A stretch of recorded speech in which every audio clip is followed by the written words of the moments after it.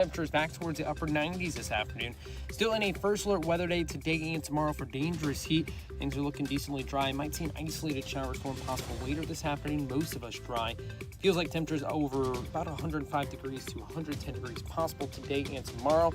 Could see some chances of some isolated strong to severe storms as well Wednesday afternoon. Tad bit of a cool down Thursday and Friday. Still looking hot for this time of year. In the First Alert 4 Weather Center, I'm meteorologist Chance Gouch. Let's get moving, St. Louis. This is Mike Ferguson in the morning on NewsTalkSTL. I know we don't typically start teasing stuff that's happening at the end of the week, Flashback Friday, till a little bit later on. But hey, Susie and I are going to be at Mario's Donut restaurant on Friday doing the show from there. So here's what I'm asking you to do. Hey, just mark it down. Stop by. You're going to probably get coffee from somewhere, and you can get a donut or a breakfast sandwich or a healthy omelet or whatever you want. But we're going to be there. Stop on out and say hi. 5:30 to 9, we're going to be doing the show. Hey, good morning. Happy Tuesday. Mike Ferguson here. Of course, over the weekend, the WNBA, a league which I have never watched a game and probably never will, but I see all these highlights and all of the controversies, and the reality is unless you're tuned into the controversies, you're probably not tuned in at all to what's happening in the WNBA because they're dealing with bigger sort of, macro dramas, if you will. So what does this say about the push for and the push against women? Well, Dr. Andrew Fox was with us on Monday's program, and he had a unique take on it, a couple angles I hadn't really considered. Here it is, and let me know what you think. I'm kind of fascinated by the sudden interest that a lot of conservatives have now taken in the WNBA. Yeah. And it's all the drama, of course, and let's be real, most of this upswing in attention has been because of the drama, because of the fights, whether those are legit or staged. I'll just say that. And then obviously now you've got the entire aspect of this to where they decided to throw down their virtue signaling flag on we're pro so-called trans. I can always say so-called because remember, trans is not a real thing. You're male, you're female, and adult can live however you want. But now they decide to throw down and go after their own players, their most popular players, probably the only players most people could ever name, because they had the audacity to say, this is a women's basketball league. Only women should be in it. How controversial. How controversial is that? And so you've got the league, the coaches, and now you've got Clay Travis saying, I'm going to field a whole team just of these guys. And then you've got two former NBA players who say, we looked up your rules. We looked up your rules.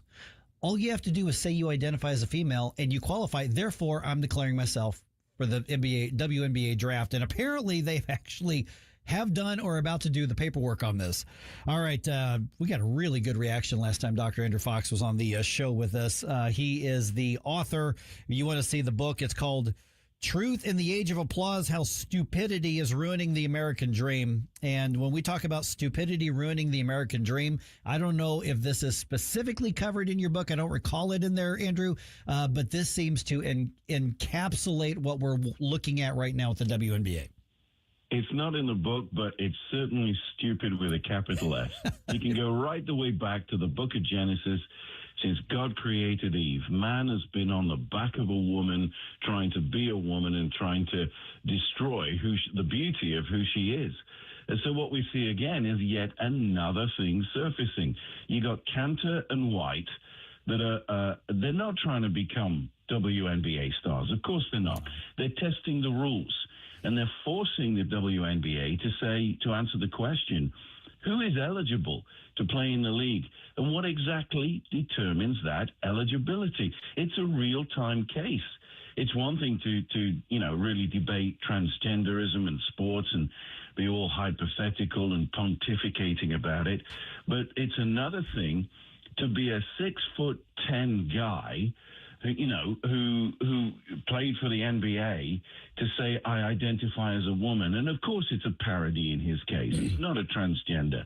He's forcing them to answer the question, okay, I'm declaring for the WNBA draft. Now tell me, am I eligible or not?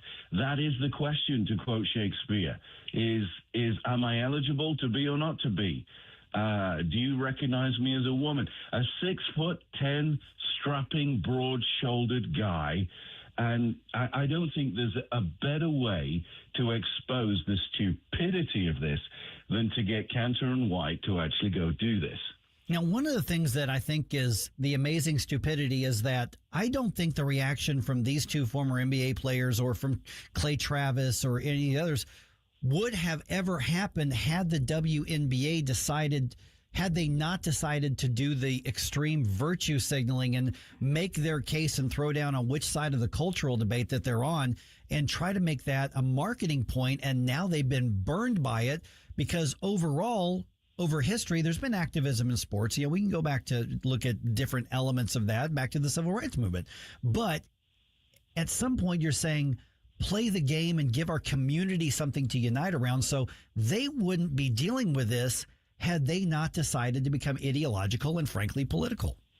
Yeah, and especially when you're a coach of a team, with your own team sitting to the left and to the right, who do not support transgender in the league, and the coach is saying, everyone should be given an equal opportunity. If you wanted to destroy the foundation, the confidence, the assurance of the coach that's got your back, it's by doing that. Now, if it was a male coach, that would be one thing, but it's a female coach. For a female to open the door to males to come and destroy the beauty of what it is to be a female in sports is absolutely ludicrous. You know, declaring doesn't mean you're going to get drafted. You know that. I know that. Your audience knows that. But they're forcing this question again to satisfy and determine the eligibility requirements. But what happens if the league say no? You do not fit the requirements. Well, all hell breaks loose then. Politically, the legal cases that will follow.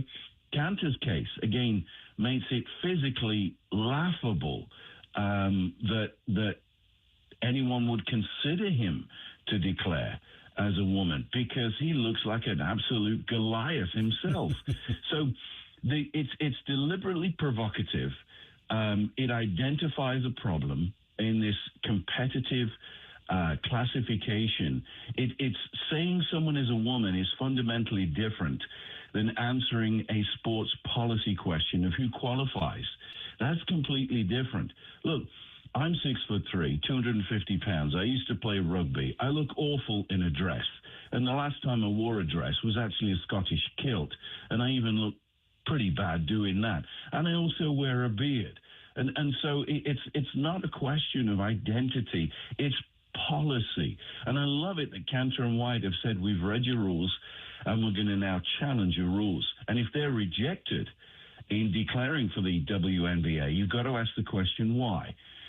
Explain your rules then. Is eligibility based on sex, gender identity, puberty, hormones, whether we shave our beards or not? What is it actually based on? And so I love the parody, but I can see what's coming down the line. You are going to get a whole bunch of LGBTQ, sports players that start to declare for men's sports now. Well, I would say bring it on, and then go crush them on the field and go visit them in hospital. We are visiting with Andrew Fox. The book that Dr. Fox wrote is Truth in the Age of Applause, How Stupidity is Ruining the American Dream. Okay, let's get into the why this matters sort of situation. You're obviously touching on this. I want to follow up. You know, this is a big drama. This is almost, I'm starting to think, honestly, that the WNBA is focusing on all these conflicts because otherwise I think there's a lot of people who wouldn't watch them whatsoever. But why does this matter? When you look outside of the WNBA itself, you look outside of that capsule, what are some of the residual effects for young women or for women's sports or just other areas of society that this could ripple into because of the stupid way that this league and their supporters are handling it? I think if you ask that question to a group of fourth grade students, and I in Texas, this week is where students go back to school. If you ask fresh-faced fourth grade students that question, they would say, because women are mommies and they give birth to babies and they look after us and they're different than daddies. And just to answer that question on a childlike level, and then go up a few grades until you get to college and ask the same question to the students, because, women are beautiful. When a man tries to be a woman, they're not so beautiful on that aesthetic level. But on a serious level, it goes back to, why are we destroying the beauty of what it is to be a woman? A woman is an utterly unique object. Shakespearean commentary, Shakespeare himself, Dickens in the characters that he wrote, Lord Byron, C.S. Lewis, Tolkien. You go to all the classic authors, and they describe a woman as alluring and beautiful and different and worth pursuing. Why then should we steal that from them and pretend to be women? Look at it poetically, philosophically, biologically, scientifically, or again on a fourth grade level. It's ludicrous while these things should happen. And I think that Rapone on the USA soccer team, to be honest, I think she should keep her mouth shut. Mm-hmm. She's proved a point. I posted on my own X account, Sophie Cunningham looks beautiful, looks like a woman. Rapone, she looks like my grandma. There's a point where what you believe on the inside starts to show on your face. And they say you deserve the face you have. You got too many lines on it, you've been worrying too much. Well, you look at the faces of men trying to invade women's spaces. And we've not even begun to discuss the question, and we certainly probably don't have time for it. If Cantor and White actually, now they've declared, and yes, maybe they are allowed to be recruited, where are they going to get changed? Right. Where are they going to, there's that whole question as well. So it's like, let's back off and stop acting like a live version of Saturday Night Live. This is not funny anymore. Yeah, Joanna Man, the movie, was not supposed to be a documentary.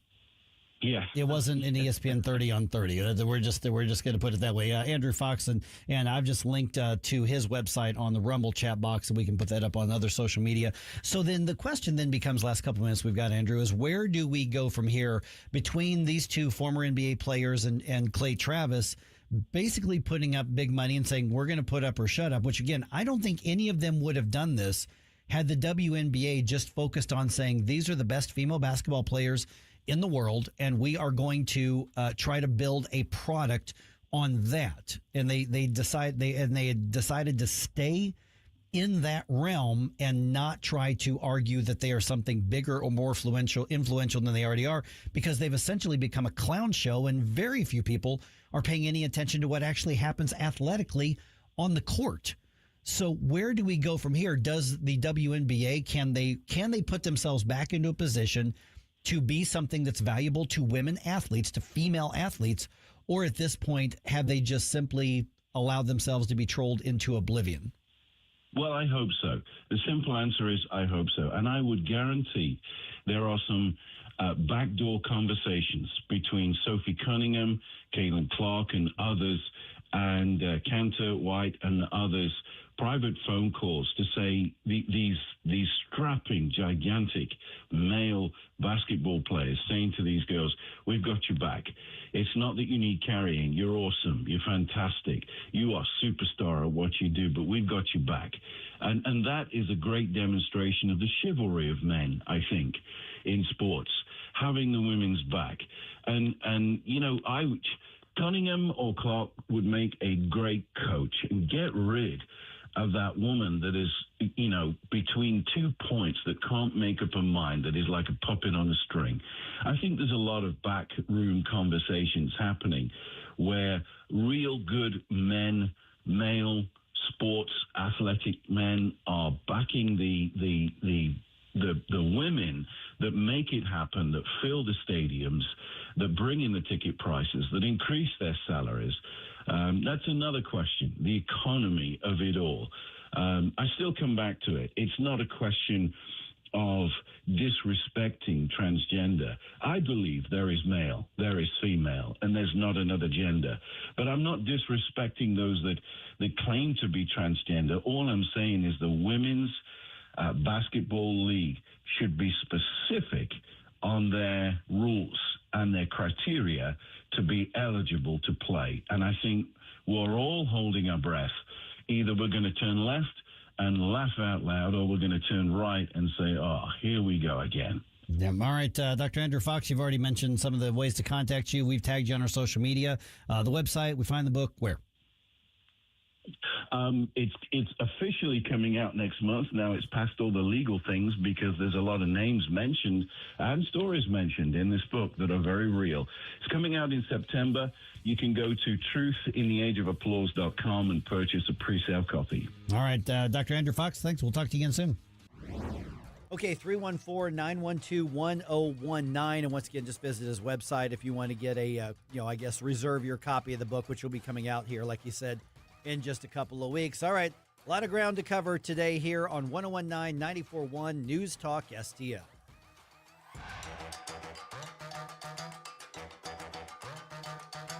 If you have a phone, you have a radio. Download the all-new NewsTalk STL app. Love the all-new NewsTalk STL app. On my way to work in the morning. Usually I'm in the car. I listen on the app in my car every morning going to work. Download the NewsTalk STL app and listen anytime, anywhere. Tim Jones and Chris Arps in the afternoon. Andrew Krepushets, CEO of Red Balloon and the new military hire. Well, it turns out for veterans, many of the skills, knowledge, and abilities that they've achieved while protecting our freedom don't line up with the keywords that corporations are looking for. So it's not actually a skill gap, it's a translation gap.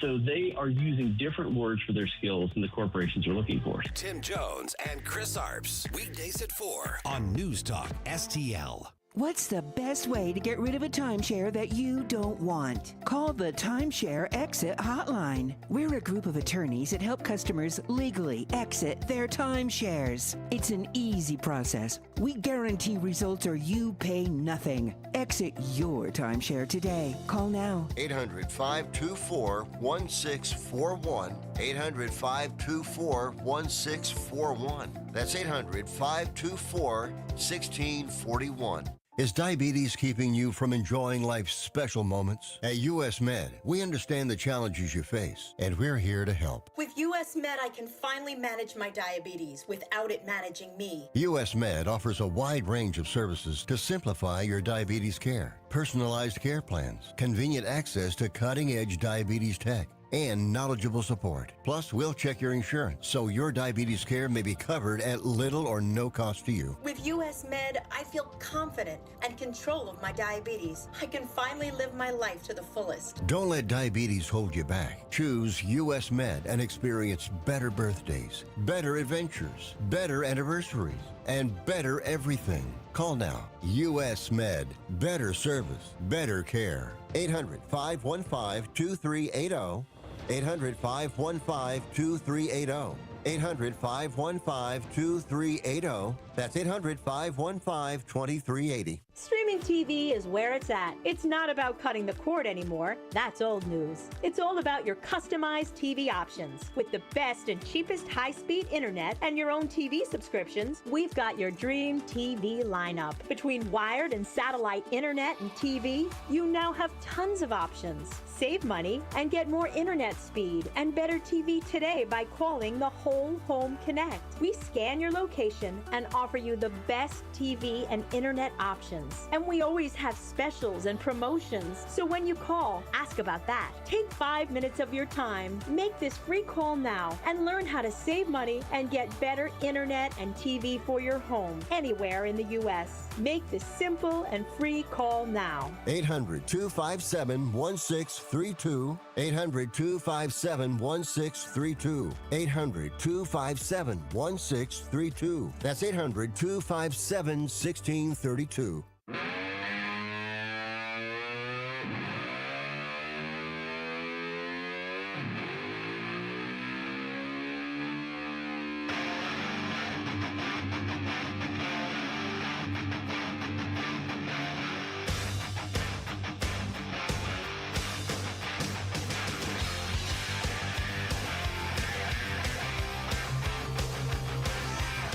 Get up, St. Louis. It's Mike Ferguson in the morning.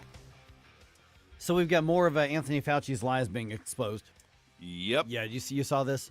About the text messages? Yep. And specifically because there are, he was in his public positions for decades. Mm-hmm. So there's tens of thousands of these things to go through. But Senators Ron Johnson and Rand Paul put out a statement releasing some of the text messages, specifically showing that Anthony Fauci was given a heads up. By the way, this then brand new COVID vaccine could increase the risk, or appears to be increasing the risk, of miscarriages among pregnant women. Days later, he goes on to a public statement and goes, "We've got no information. There's no reason to be concerned. Nothing." So literally, he is texting with his other top medical. We're talking Vivek Murthy, the Surgeon General at the time. We're talking about, was it Walensky, I think, as well. And so privately, they're saying, we got a problem here. We might have a problem. There's statistically enough of a concern here. But publicly, just go get it. It's fine. No concerns whatsoever. Yeah, that's the unfortunate, I think, reality of Operation Warp Speed is when you are trying to rush something out so quickly and you find something that you think may be working, but you don't want to acknowledge that there could be residual effects, side effects of the nature. I mean, even with the myocarditis, the American Heart Association was talking about they were finding evidence that people that were getting the earliest versions of the vaccines were experiencing enlarged hearts and irregularities with heart patterns in the patients that they were seeing. And we were told by the administration at the time, don't even worry about that. The COVID virus is so deadly, it's worth getting it anyways. Right. Yeah. Yeah, that we heard that from a couple different administrations. So there are going to be far more of these released, but the deeper and the more we go into this, the more that we're seeing that Anthony Fauci is what Rand Paul is claiming that he is, despite the Post-Dispatch's best efforts. I mean, they're publishing these op-ed pieces like, shame on all the people who are trying to call him out. He's a hero, not a... No, he's not. He's not a hero. No. But he's been awarded. Donald Trump gave him commendations, and so did Joe Biden, bipartisan president. Yeah, and so now we're knowing he was rewarded and he shouldn't have been.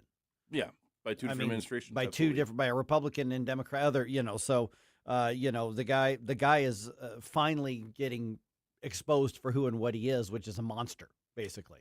I guess if I'm trying to find a silver lining in all of this, because, again, the damage that was done in just those few years from the mass hysteria and the panic, it's not going to be undone anytime quickly. But I think at least now it's concrete enough that we know going forward, be cautious, be skeptical, ask questions.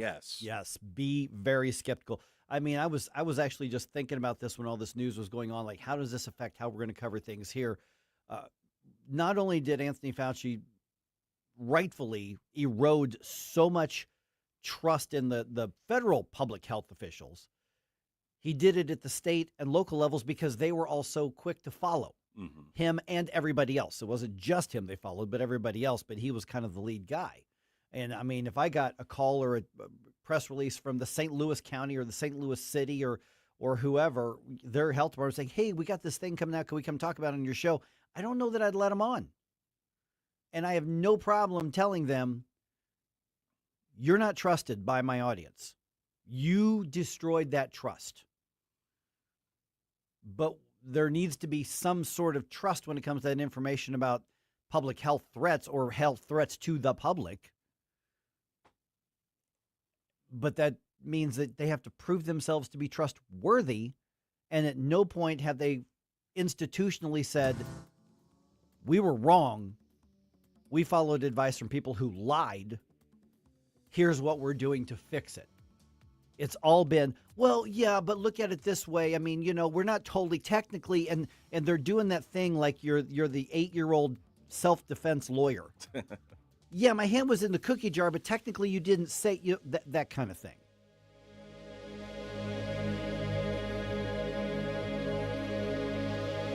Calling all patriots. Join the St. Louis County Republicans for the annual Lincoln Reagan Day Dinner, Saturday, September 19th at River City Casino. Our keynote speaker, Newsmax personality, Rob Carson. Enjoy a full night of fun and information alongside state and local officials and candidates. It's an evening you won't want to miss. Dinner and program, just $75. For tickets, email reneeartman@hotmail.com or call 314-398-6667.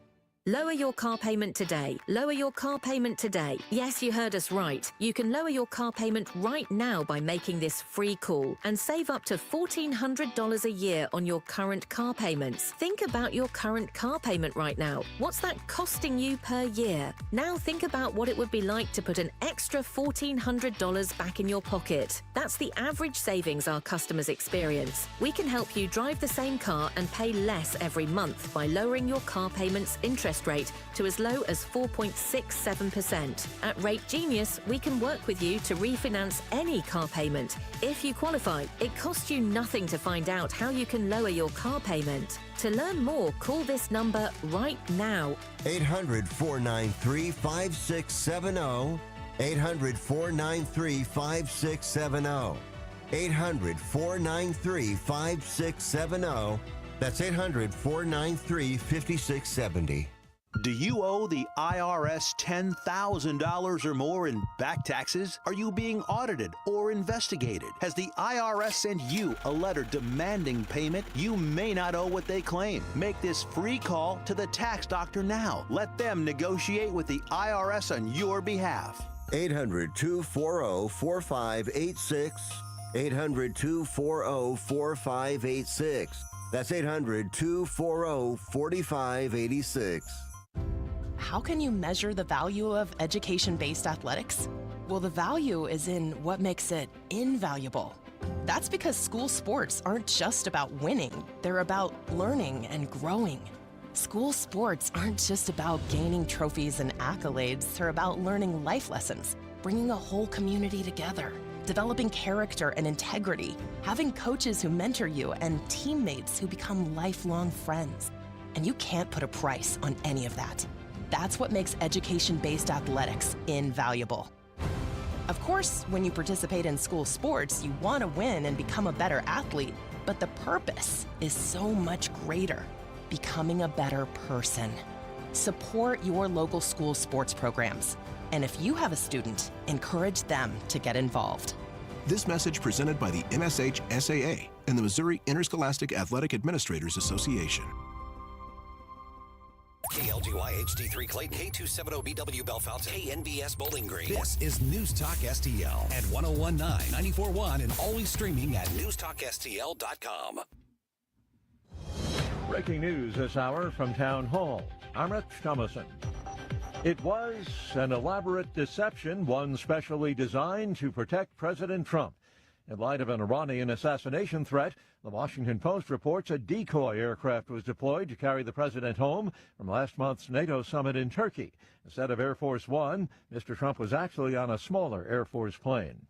Instead of 18, the Trump administration now recommends kids be vaccinated against 11 childhood ailments. Part of an executive order signed by President Trump also recommended the measles, mumps, and rubella vaccine be administered as 3 separate shots instead of a single one. 111 and counting, the death toll from the latest earthquake to strike South America. Search teams dug through the rubble in Cali, Colombia, after a 7.4 magnitude earthquake struck, collapsing hundreds of buildings. By Monday afternoon, people had begun reporting their loved ones missing on digital databases. One listed more than 2,000, the number steadily climbing. Barbara Mello with World Vision. A lot of people are in need right now. She tells Sky children are of particular concern. We as adults don't know how to react. Imagine the children. The desperate scenes recall the search is still ongoing in neighboring Venezuela after it was devastated by powerful back-to-back earthquakes in June that killed more than 6,300 people. I'm Ben Thomas. Voters in 7 states casting ballots in today's primaries, one of the highest profile contests, Wisconsin. That's where a Democratic socialist, Francesca Hong, seats a Democrat nomination for governor, and she is ahead in the polls. Watching Wall Street this morning, stock futures narrowly mixed this hour. The Dow futures are down 3 points, while the NASDAQ futures are 83 points higher, and the S&P futures are up 9. More on these stories at townhall.com.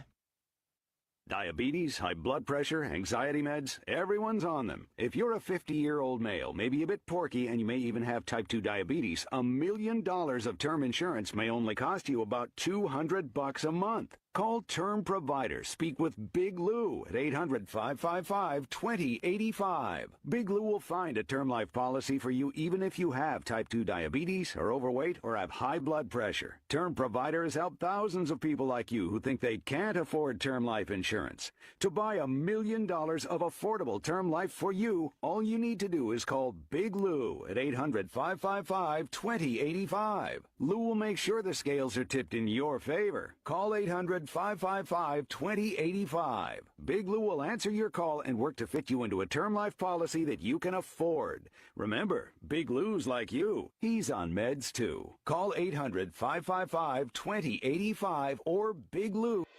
From the News Talk STL Weather Center. I'm meteorologist Shan Scotch with your first alert forecast. We're tracking temperatures back towards the upper 90s this afternoon. Still in a first alert weather day today and tomorrow for dangerous heat. Things are looking decently dry. Might see an isolated shower storm possible later this afternoon. Most of us dry. Feels like temperatures over about 105 degrees to 110 degrees possible today and tomorrow. Could see some chances of some isolated strong to severe storms as well Wednesday afternoon. Tad bit of a cool down Thursday and Friday. Still looking hot for this time of year. In the First Alert 4 Weather Center, I'm meteorologist Shan Scotch. This hour of News Talk STL brought to you by Chris Cooper and Serenity Wealth Management. Business owners, download your free playbook for financial clarity at SerenityWealthBiz.com. That's SerenityWealthBiz.com. When the storm hits and a tree comes down, you need someone you can trust right now. OLI Outdoor Services in Godfrey is on call 24/7 for emergency tree removal, trimming, stump grinding, and land clearing. Serving Illinois and Missouri with licensed, insured professionals and over 200 years of combined experience. Tree removal starting at just $2.99. Free estimates, plus financing. Visit OLIOutdoorServices.com or call 1-888-5-SAWING. Hey, Jamie Ullman here for Window World. Did you know that Window World offers a lifetime warranty that covers all parts, glass breakage, and labor? They are one of the only 2 replacement windows with the Good Housekeeping seal of approval. Window World St. Louis has been owned and operated by a group of born and raised St. Louis residents for more than 23 years, and now Window World is offering 36 months same as cash financing with approved credit. Call them today, 800-GET-WINDOWS for a free in-home, no-pressure estimate. That's Window World at 800-GET-WINDOWS. Conservative talk for St. Louis. It's your patriotic right and duty. The government needs to step up and do its job. This is News Talk STL. It's well-balanced conversation. News, analysis, opinion. Mike Ferguson. I'm not like the rest of you. I don't make mistakes. Susie Moore. What you're telling me doesn't sound logical, my dear. Get up! Get up! In case you hear the alarm. Get up, St. Louis. You need to get to go. I need to be able to get where you need to go to do the work. Mike Ferguson in the morning on News Talk STL. Get up! Get up! This is your cousin. Okay, that hoax Amber Alert. Yes. More we know, the worse this story gets. Now, we knew there'd be some update as far as like charges that were filed, and there were, which we'll get to here in a minute, and I'll have it in the news dump throughout the day. But 25-year-old Brianna Mathis now faces 2 charges. Basically, both of them are filing a false report. Mm-hmm. But so there's one just filing a false report. You can't do that. That's crime. And then there's another one that is filing a false report that results in an Amber Alert. There's a separate crime. For that. Yeah. So she's facing 2 counts for that. I saw the post, and I sent it to you all last night because you were commenting on, that poor kid. Mm-hmm. Well, we found out more about what's going on with the kid, too. Okay. And this makes the story even worse. Mm. And by the way, you guys saw that mugshot? Yeah. There was some rumors that possibly substance were involved. Do I say it the rude way? Yes. She looks like a black female Sideshow Bob from The Simpsons. Yes. Okay. Okay. I mean, and the hair's all super crazy and it's all the different directions. And Same I'm like, color hair, if Sideshow Bob were black and a female, that's what she looks like. Yeah, I guess. I mean, I don't know. Yeah, they just, It's not a glamour shot.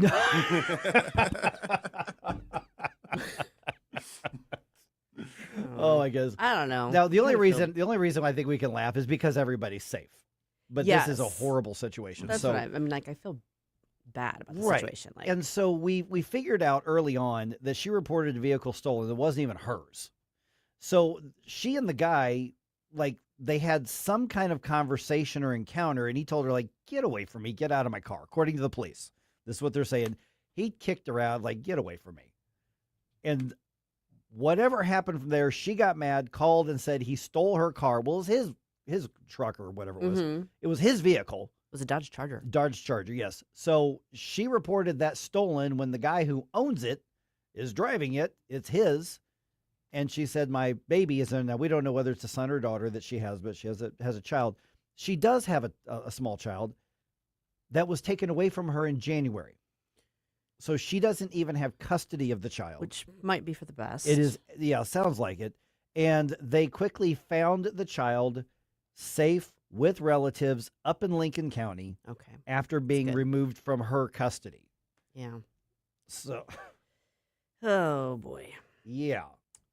You know, obviously there are going to be criminal charges and prosecution, but part of me, that my empathetic part is like, you know, this young woman needs help. Oh, clearly. Yeah, and I hope she gets it. I hope that this is an opportunity for her to actually turn things around, because things are clearly sideways. Yeah, because she's going to be famous here for a day or so, and then we'll move on to other news stories after that. Yeah, you know, I was gonna say a day might be generous. I Yeah. I suspect people are going to move on pretty quickly, but obviously she's not in a good spot. Yeah, and she needs like I said, needs help. Yeah, I mean, she needs to get her stuff together and choose to be an adult, which she's not doing. Don't disagree with that. Yeah. I mean, do we know, like, has she released any statement or like anything about what was the intended outcome in her mind here? No. We may never know. No, I mean, that's, you know, I don't think she's going to be releasing public statements. No, I don't think so. I don't think she's going to have a PR rep or anything like that. So no, we'll probably never know. Yeah, but it also, I mean, goes to show you that there's, I mean, obviously, anytime there's children involved, you know, we swarm, because basically this Amber Alert went out statewide. Mm-hmm. You know, because the time of day, the fact that that was reported Right. that they thought he was either on I-70 or 40 Right, or so wherever. Get someplace pretty quick. You get that, and now we've had multiple cases where all hands on deck. Mm-hmm. And we talked about this yesterday. All hands on deck. Turns out, oh, never mind, it was a hoax. And then the people who are really going to be hurt is that child who's abducted down the road. And we hear Amber Alert, all hands on deck, and most people go, probably another one of those hoaxes. Right. You know, Right. because of crazy people like this. Like I said, it's the proverbial boy who cried wolf situation. Yeah, and we've had that a number of times. Yeah. I mean, I think already people are somewhat, you know, not inclined to pay too much attention to it.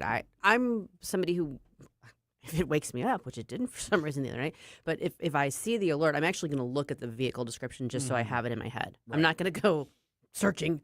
Right. But if I just and when they put them up on like the LED billboards on Right. the highways, that's helpful. That's, it is you know, helpful, and it's one of those things. It's like, okay, well, it's good to have that information just in case, because you never know. You might be the person that drives by the Walmart parking lot and goes, "Wait, well, there's that vehicle." Yeah, that kind of looks like that thing, and yeah. that's why these are, you know, a good thing. But when people abuse the the circumstances, Yeah. then it's counterproductive. Now, I have no idea if the driver and the owner of the vehicle and this Brianna Mathis have any sort of like friendship or relationship. I have no idea. He told her to get lost, and that's where it all started.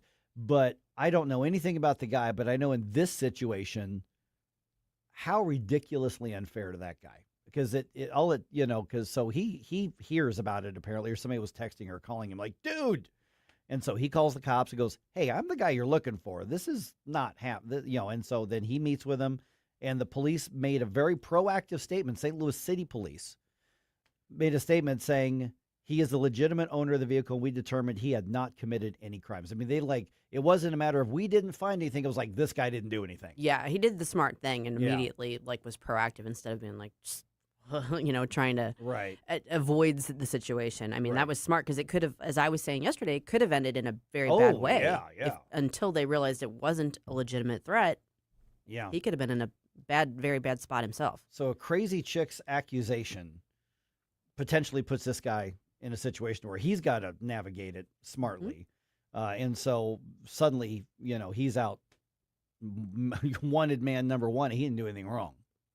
Scary. Yeah. Man. Well, and that's why there need to be criminal repercussions when people make false reports. Yeah. I mean, because of this. Exactly. And you still know goes through people's heads. I mean, just, as she's calling 911 and then telling cops this. And I mean, what's going through your head to say, oh, they'll never figure this out. I'm way ahead of them. I don't think it's even that. I suspect it's just sort of like blind rage type situation where you just want to lash out and you just think, I can cause problems in the immediate future for this person and I'm mad. So I'm just going to do it. Yeah, that could be. Yeah, I could see that. Yeah. There are people that they get so worked up about something, especially, again, when substances are involved, that you want to lash out at somebody that, you're the first person that catches my gaze, but there is a condition called a histrionic personality disorder. And the consistent themes of that is to constantly basically lie for the sake of getting attention, to make yourself always get sympathy, to get yourself always have be a victim in some ways. And it's characterized by sometimes behaviors like this. So I'm not obviously a professional, so I can't diagnose her, but that is a legitimate condition that a lot of people are undiagnosed with, but results in people thinking, hey, I could get a little bit of attention if I accuse that person of something, and then it's false allegation. They won't get in trouble, but then I get to be in the media, right? Yeah, I mean, there's people that just, even without a formal diagnosis, just kind of either thrive on the drama. Yep. There's all kinds of reasons why someone may not be in their right mind and choose to do things that don't make sense to the rational person. Whatever was going on with this gal, I'm glad that there are going to be criminal charges, but I hope that also gives her an opportunity to get herself straightened out. Yeah. Okay, other things going on last couple minutes here. We've got more primary elections today. Yeah. Vermont, Connecticut, Minnesota, Wisconsin. Yes. More eyes are probably on Wisconsin than I think Wisconsin and maybe a little bit of Minnesota, but for sure Wisconsin because of Francesca Hong. Right. She got some splaining to do. She's an odd one, that one. So yeah, we're definitely gonna be following those at Red State. I know we'll have a live results thread up and following along what happens there. Yeah. We're kind of in the the home stretch of the primaries. I think this is the last of the ones that maybe the Republicans are going to be particularly interested in. Alaska, I think, is today, too. Is that today? I think so. Okay.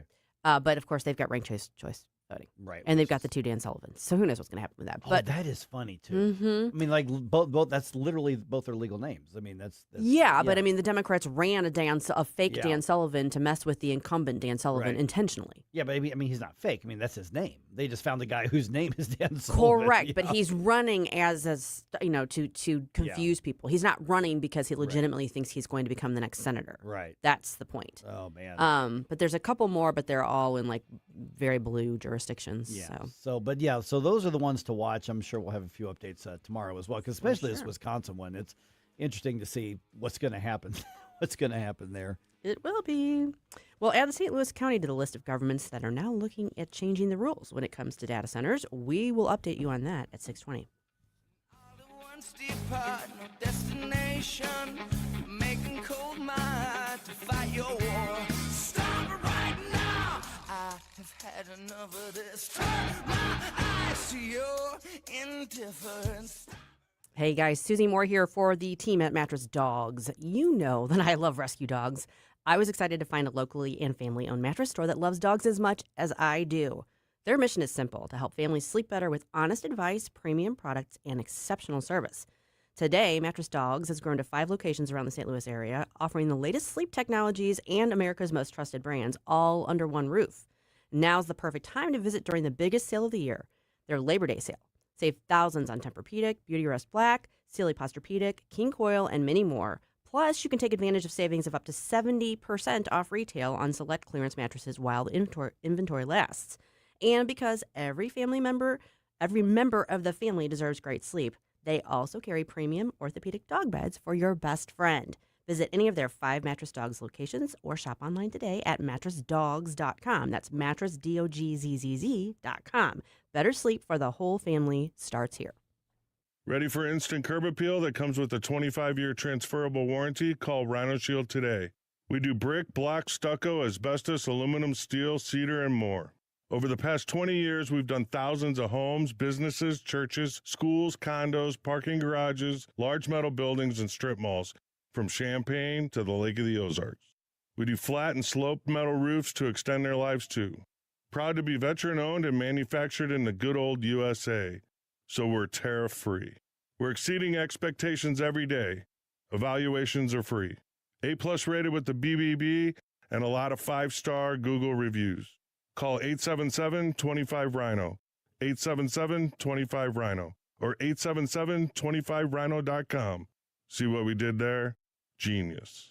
Tell them, ladies. Don't paint, don't vinyl, go Rhino Shield. Never paint your house again. Rhino Shield. This hour of Mike Ferguson in the Morning is brought to you by Stifel. Request a portfolio review from your Stifel financial advisor at stifel.com. That's STIFEL.com.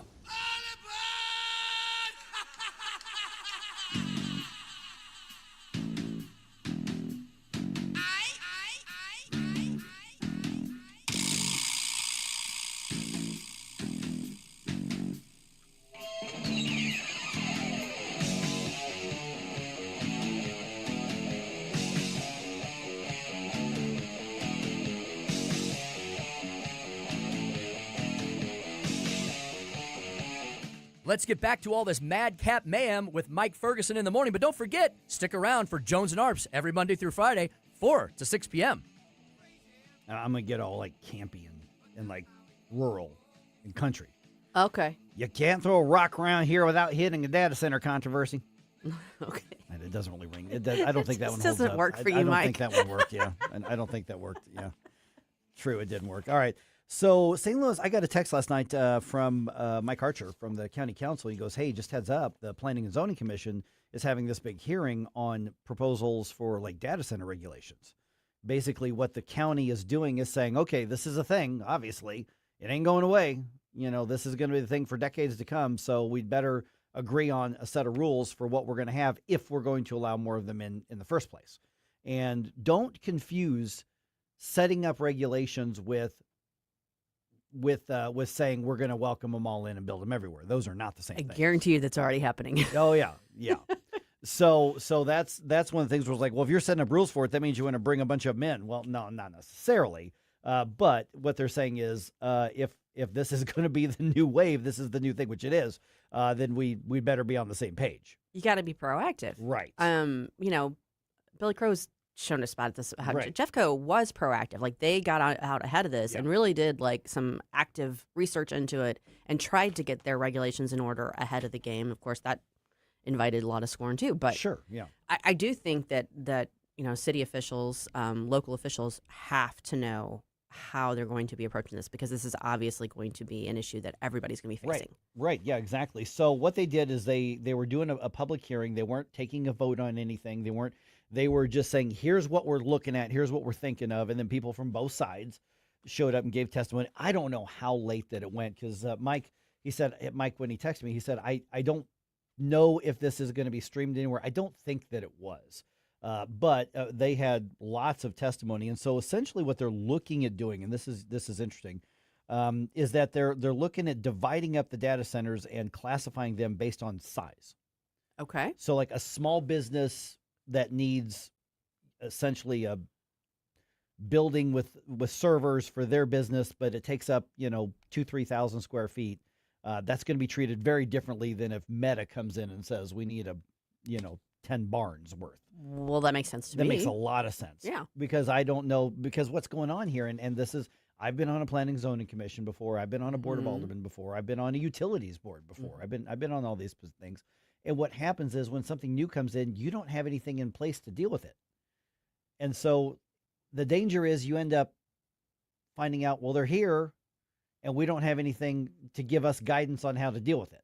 Right. You've passed the bill to see what's in it.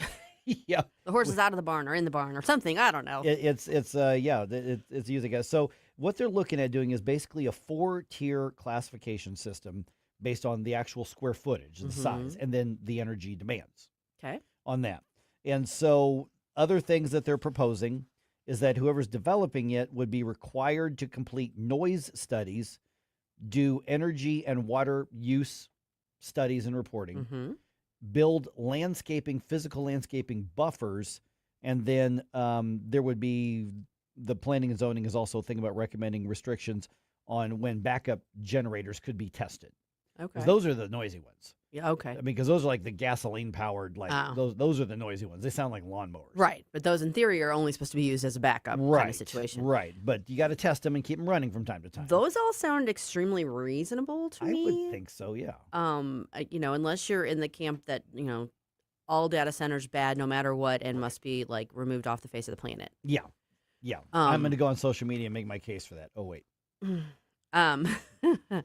Yeah. So, I mean, I don't know. I would like to know what the rational pushback is to that. Yeah, I think it's just, and we're going to get into this at around 7:35 with a little more depth. The folks on the Taxpayer Protection Alliance, and they seem to be generally favoring data center development as economic development. But they're making the argument that, hey, these things aren't using as much as what some of the opponents are saying. But yeah, the pushback is still energy usage, grid demands, water usage, what we saw in St. Charles, basically. Yeah. Well, and I think so much of the problem is you don't even really know whose information you can trust anymore. Yeah. So, if you're in one camp, you're seeing information that's reaffirming or validating your view and accepting that as gospel. And if you're in the other camp, you're like, well, wait, it's really hard to know about like objective truth. Yeah, I haven't made up my mind on them. I haven't either. I haven't. And when I was texting with Mike last night, and I said, hey, do you have enough on this? Do you want to talk about it? He said, I need to see the recommendations and what they find. He goes, I'm making it a point to not make a decision until I get more information. And I thought, well, that's interesting, Mr. Politician. What a novel concept. Waiting to get the facts before you make up your mind on something. Talk. That's not how we do things around here. Crazy. Man. But yeah, so I haven't made up my mind because I'm trying to put myself in that perspective. If I were still in office, what would I do? Well, I'd do exactly what Mike is doing. Yeah. I would say, because he said, I'm getting phone calls, I'm getting emails, people pro, a lot of people against. And that's what you're supposed to do. You're supposed to contact your elected representatives to do that. And he said, I want to hear what the planning and zoning comes up with and what they look at and whether I think it's good. And so that's a perfectly reasonable, right way to do that. It is. I'm going to bring something up that maybe is going to set off a whole thing. It seems to me that people with political aims have keyed in on the fact that this is a hot button, and this is an issue where a lot of energy is being focused. No pun intended. It is drawing a lot of attention, and it is stoking a lot of emotion. Right. And it seems to me that particularly the left has decided to lean into that and make it a left-right thing, even when it should be okay, let's look at this. What are the risks? What are the benefits? Is it, do the benefits outweigh the risks? Let's look. And it seems to me that Republican politicians are trying to do that. Not all of them, but some of them are trying to say, okay, let's look at the risks and benefits and do this the right way. And the left is going to make it their issue. Right. I mean, it's that or hate Trump. That's all they've got. Why not both? Exactly. But that's the thing. Those are like the two big options they've got. So what we're seeing happen in real time is, I don't know, triangulation isn't the right word, but this is a strategic political move on the left to make this their cause. Right. And it shouldn't be a right-left issue. It should be a local issue. Well, it should be a local issue, and it should be a risk-benefit, harm, good, whatever issue. It literally should not matter. But it's going to, and it's going to end up screwing the Republicans over. That's my prediction. Yeah, I mean, my early look at this, and I have nothing to argue against you on that. I don't know if that's right or not. I just don't have one way to argue it on. But I'm looking at this as there are some my preliminary. There are some areas where well, that makes sense. You could put it there. You can't use the land for anything else. Right. Kind of areas, and there's other things like it doesn't make any sense to do that. There are going to be for instance. One of the proposals that they're writing in that we do know they're going to suggest is under no circumstances should there ever be allowed a variance to allow it in or next to a residential area. There has to be a buffer area because you can put businesses in some residential areas, if you get the right variance or if it's the right type of business. Sure. And, and I know a lot of libertarians have issues with zoning laws in the first place, and that's a little bit silly. So, that's all well and good, but anyway. Right, yeah. But we're like for instance, there are very few things that you can put anywhere, and it doesn't matter what the zoning is. Right. Like basically houses of worship. You can't really restrict where those go. Mm-hmm. That's pretty standard. But other types of businesses, you could go in like, hey, I want to open up a little coffee shop, but this is R1. This is residential. Yeah, but this is a good location. It would be good. It won't hurt the community. Okay, you can get a variance for something like it. That's not what we're talking about with the data center. Yeah. Because you're also looking at an area where essentially you've got a massive amount of property value, therefore property taxes, but you're not really bringing in jobs. True. I mean, there'll be a few people to oversee the stuff. Mostly it's just the robots. It's the robots and then somebody to watch the screens and then go maintain if something. Yeah, I mean, there's going to be the initial happens. construction Right. jobs, but that's then that'll that's be huge, temporary, right? but very short term. And so you've got the secondary discussion, as in, okay, but if you're going to allow these things to go in there, don't give them a bunch of incentives and breaks. Exactly. And I'm like, no, yeah, don't give them any incentives, because what you're doing that is whole having practice needs to stop, just in general. 100% agree on that. And so that's where they're doing. So what they're going to do is they're going to come up with their suggestions, and then they send it to the county council. Like I said, the county council will decide what to do with it. They can accept it and say, yep, we're going to vote and make this the regulation, or we can reject it, we don't like it, or they can say, we're going to tweak it and change some things and here and there. And that's how this process works. Yeah, I'm watching it become a political football in real time, and it's maddening to me, because it shouldn't be that. It should be. It should not be a right-left issue. Yeah, I mean, this just should be, is this good or bad for our areas? And I think the answer can be in some areas. I think it's going to vary. I think there's going to be a lot of factors involved in that. Other areas, it doesn't make sense, Well, the other thing to keep in mind, too, is I mean, look at when they were trying to do the whole new Green Deal stuff, and they were trying to push electric vehicles everywhere, and then how many areas just did not have the infrastructure to support charging stations? Most of them. And so we were literally most of them. Brownouts and blackouts across some of these areas. I mean, I'm looking at one of these proposals for a data center from, what's his name? The Leary guy from Shark Tank, Kevin O'Leary. Kevin O'Leary. Mm-hmm. It was originally supposed to be 40,000 acres and use 9 gigawatts of power. That's and big. 9 gigawatts of power literally is the consumption of of millions of households. Yeah, I mean, that's essentially like a large city. 40,000 acres is no joke. Now, he still wants to go through with it, I think, at 10,000 acres now after pushback from people. But that is the scale and that a lot of these bigger companies want to be implementing. And even if it's not one massive one, but it's many smaller ones, do we have the infrastructure to support that right now? Well, that's what has to be looked at. Yeah, that's what has to be figured And again, out. it should be looked at through clear eyes. It shouldn't matter what someone's politics are. It should be like, okay, is this going to be good for the community, bad for the community? What, is it a wash? What is it? Yeah, I mean, and because this is a part of the economy that 10 years ago, 15 years ago, 20 years ago, we never dreamed we'd be having discussions about something wasn't in like the this. mix 5 years ago. Yeah, I mean, no, this is all very, very new. And the demand is just so massive. These developers are rushing to put them in, and they're desperate to find somebody to let them do it.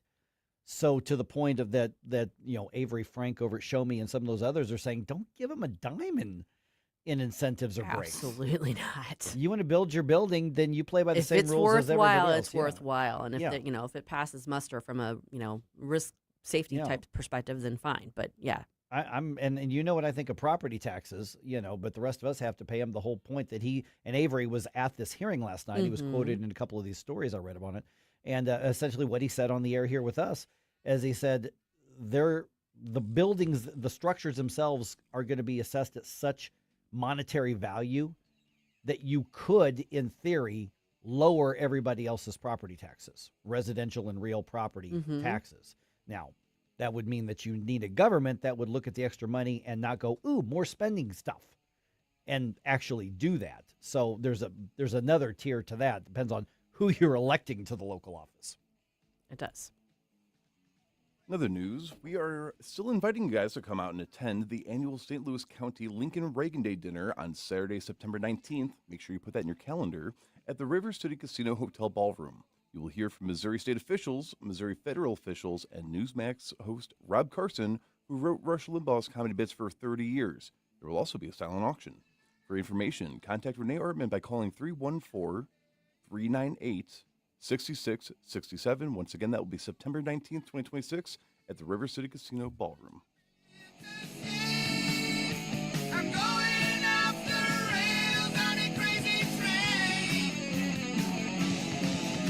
I'm going off the rails on a crazy train. Tim Jones and Chris Arps in the afternoon. Producer Joey V here. Prop U went down in St. Louis County last Tuesday. Now Sam Page is saying police officers need to be fired. We'll get David Stokes' thoughts at 4:25. Tim Jones and Chris Arps. Weekdays at 4 on News Talk STL. From the News Talk STL Weather Center. I'm meteorologist Shan Scotch with your first alert forecast. We're tracking temperatures back towards the upper 90s this afternoon. Still in a first alert weather day today and tomorrow for dangerous heat. Things are looking decently dry. Might see an isolated shower storm possible later this afternoon. Most of us dry. Feels like temperatures over about 105 degrees to 110 degrees possible today and tomorrow. Could see some chances of some isolated strong severe storms as well Wednesday afternoon. A tad bit of a cool down Thursday and Friday, still looking hot for this time of year. In the First Alert 4 Weather Center, I'm meteorologist Shan Scotch. At Body of Health, we're a small but mighty family operation with big ambitions for your health. I'm Helene Tobler, and I'm jazzed about how our MRI-grade body composition analyzer is putting personalized health and wellness on steroids. It helps me and Dr. Tobler, that's my husband, refine the advice we give to help you feel better and live longer. Body of Health, trusted, discerning, affordable health care the way it ought to be. Learn more at bodyofhealth.com. That's bodyofhealth.com.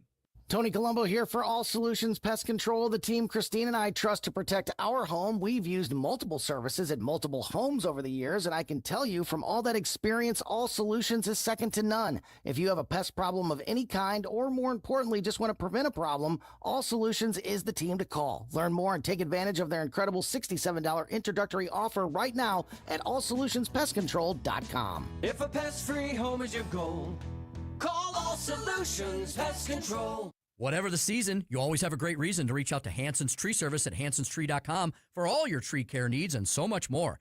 Tim Jones here to remind you, Hanson's is your one-stop shop for expert insured tree care, amazing organic mulch, green resource recycling, land clearing, and so much more. Hanson services the entire St. Louis metro, and they also provide their full array of services in and around the Lake of the Ozarks. From tree care to storm cleanup to awesome mulch and more, check out Hanson's at hansonstree.com. That's hansonstree.com. Free speech is alive and well in America right here. It's about time somebody stood up for true American values. What this country needs is some backbone. Finally, a president who wants to make real change. 101.9 and 94.1 News Talk STL.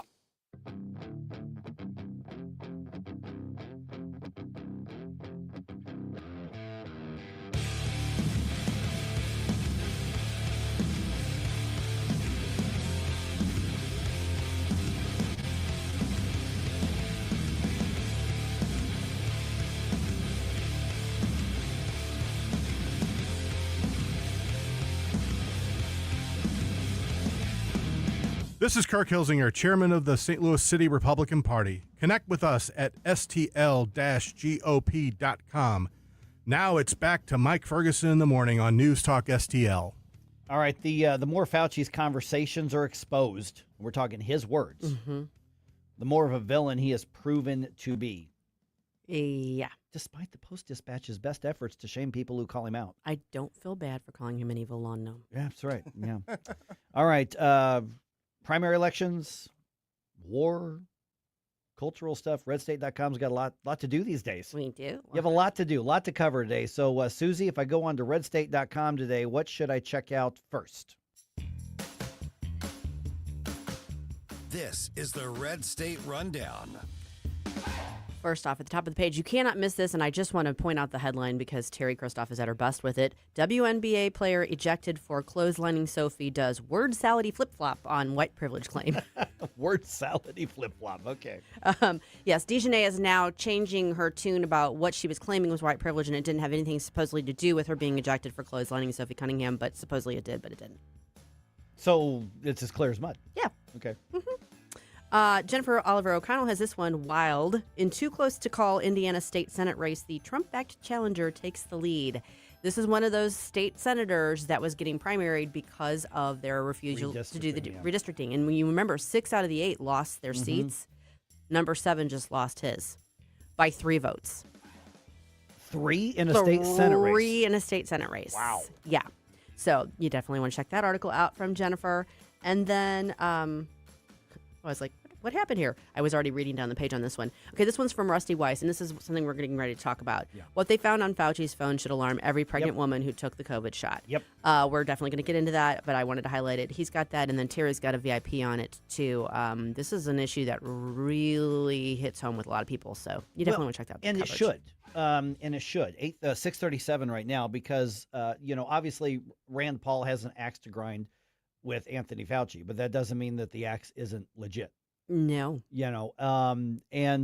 He and Senator Ron Johnson put out a statement saying, okay, we're digging through these text messages, we're digging through voicemails, because this was Fauci's government-issued phone. Correct. That's important to the story. Mm-hmm. This wasn't his own personal equipment thing. or servers or anything like that. Right. So this belongs to the public. And in this particular case, and they say there's probably tens of thousands of still messages and voicemail, but hundreds. They said over 40,000 text messages to go that through. they still have to go through. But in this particular case, okay, since you've already edited this, so we can jump in kind of running on this, is essentially the concept is this. Fauci was texting with then Surgeon General Vivek Murthy. Was it Walensky? He was Rochelle Walensky Walensky at the CDC, acknowledging, saying, hey, basically, and I'm going to paraphrase like crazy here, heads up, it looks like there's an issue with first trimester pregnancies and miscarriages and the COVID vaccine. As in, here's concerning information that we're seeing this with miscarriages. Days later, Fauci is in public saying, there's nothing, be confident, go ahead and take it. There's no reason to worry. We have no information, nothing that supports that. Maybe did I paraphrase that fairly? I can read it for you right now. Let's do that. This is one of the text messages, and all of a sudden my eye is blurry.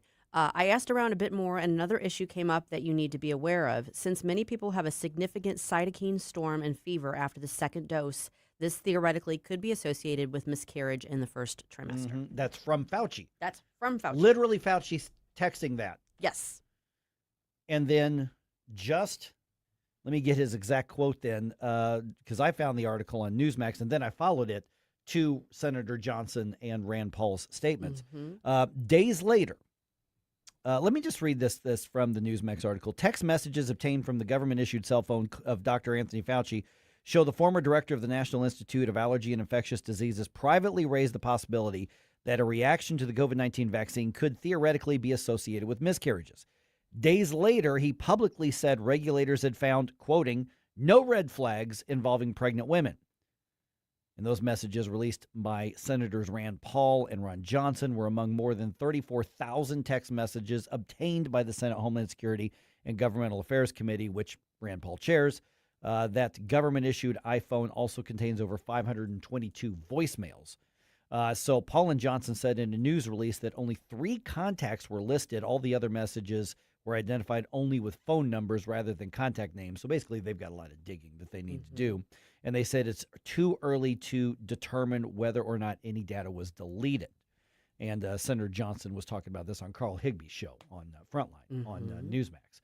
And so it's not even a matter so much of, well, we just didn't have a lot of information. It was, we have something that indicates there might be an issue. I'm going to go out and publicly say there's no issue. Don't worry. Keep doing it. Right. And, here's the thing. If you're not sure one way or the other, say that. Then you need to say that. Yeah, say that. And people can still make that choice, but then they have the information to make that choice. Women in particular were reassured over and over again that this was safe. Yeah. And I know that there's maybe some discrepancy or confusion about what the different numbers that involved here are. There might need to be some clarification on that. But no matter what, there is indication that there was an elevated risk of miscarriage, particularly in the first trimester. And that you can't operate like that. Mm-mm. Yeah. And that's before you get into all the other things as well. I mean, and I take it kind of personally because there is some correlation, although nobody has been able to do causation, but there was an uptick in retina detachments. Mm-hmm. So I've been for the last couple of years going, did my decision to get one dose cost me my eyesight in my left eye? You are far from alone in questioning whether the health situation you're dealing with has some connection. Right. Because you know what? I was assured. Mm-hmm. I was promised. I didn't do the second. I just did the one. But I had one of the surgeons who tried to restore my sight tell me, and this would have been 23, maybe 22, 23.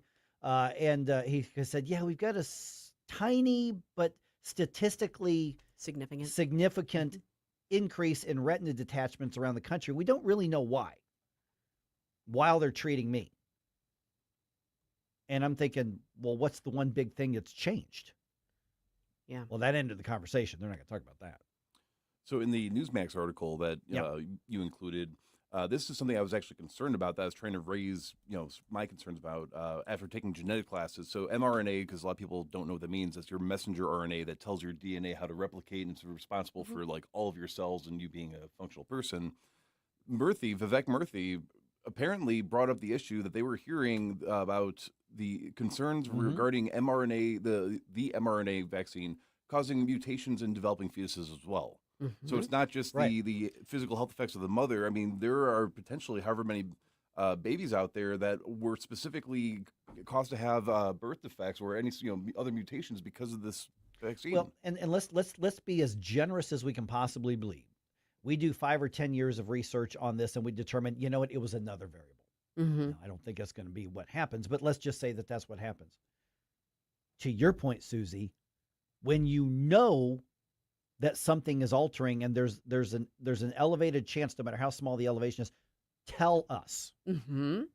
Right before you got in, Jerome and I were talking about the erosion on how many people have decided to not trust so-called public health officials. Well, they did that to themselves. Exactly.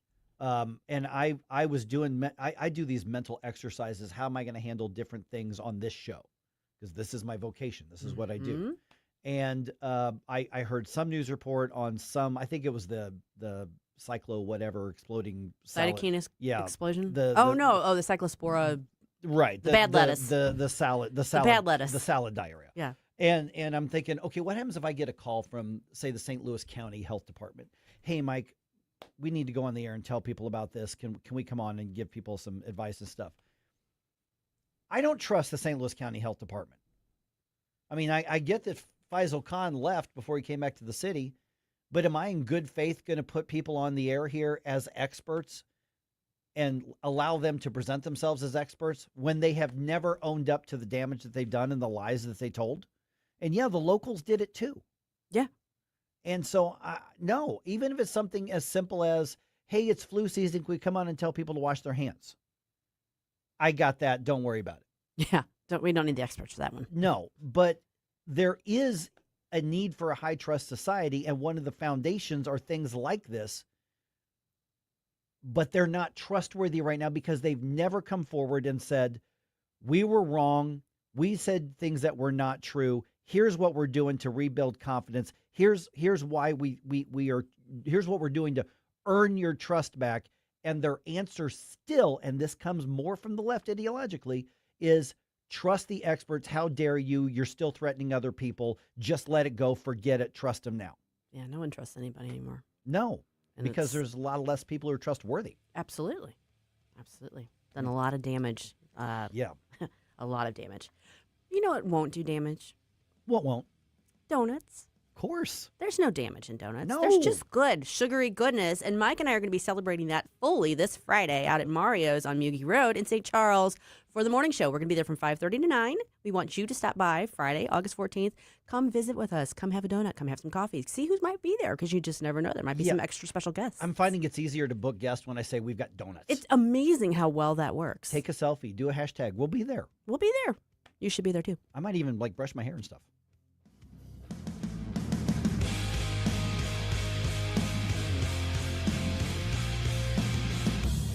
Mike Ferguson in the morning.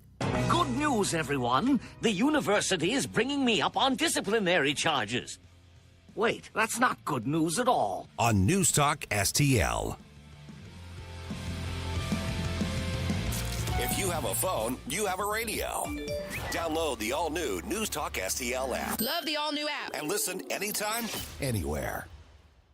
Hey, it's Vic Porcelli. We're sitting here with our great friend, Chris Cooper. Hi, Chris. What's going on, Vic? How are you? I hear you wrote another book. This one's an e-book. Is that right? The Business Owner's Playbook for Financial Clarity. So it is a great book for entrepreneurs. It's a very short guide. Give people, business owners, the ability to understand key questions that are important, such as succession planning, legacy planning, getting the IRS out of our pockets, right? Because do you like paying taxes? I do not. I don't think anybody likes paying taxes, right? That just makes sense. And then always talking about protection. And then the other thing from a business owner perspective, what is the biggest asset a business owner has? Probably their business itself, right? We need to make sure we understand what the value of that business is as well. So this new book, I'm sure, is incredibly expensive, right? How much? No, it's a free resource. Oh, it's free. We provide guidance, we provide education because we want to make sure people feel educated and understanding because sometimes you don't know what questions to ask, and we need to make sure we help arm people with information to ask the right question. Reach out to Chris and Stacy today at SerenityWealthNow.com. Investment advice offered through Fortis Capital Advisors, LLC. The Vic Porcelli Show. Perjury is not a thing anymore if you are testifying against Donald Trump. Right, but they're under oath. So was Cassidy Hutchinson. You're right. No. Cassidy Hutchinson was under oath. No, you're right. Saying and she that lied. Donald Trump grabbed the wheel of the beast when she wasn't even in the car. It was hearsay to begin with, and nothing happened to her. Nothing happened to Liz Cheney, who coached her. You're learning my cynicism from me. That's right. That's right. Vic Porcelli, live and local, weekday mornings at 9 on News Talk STL.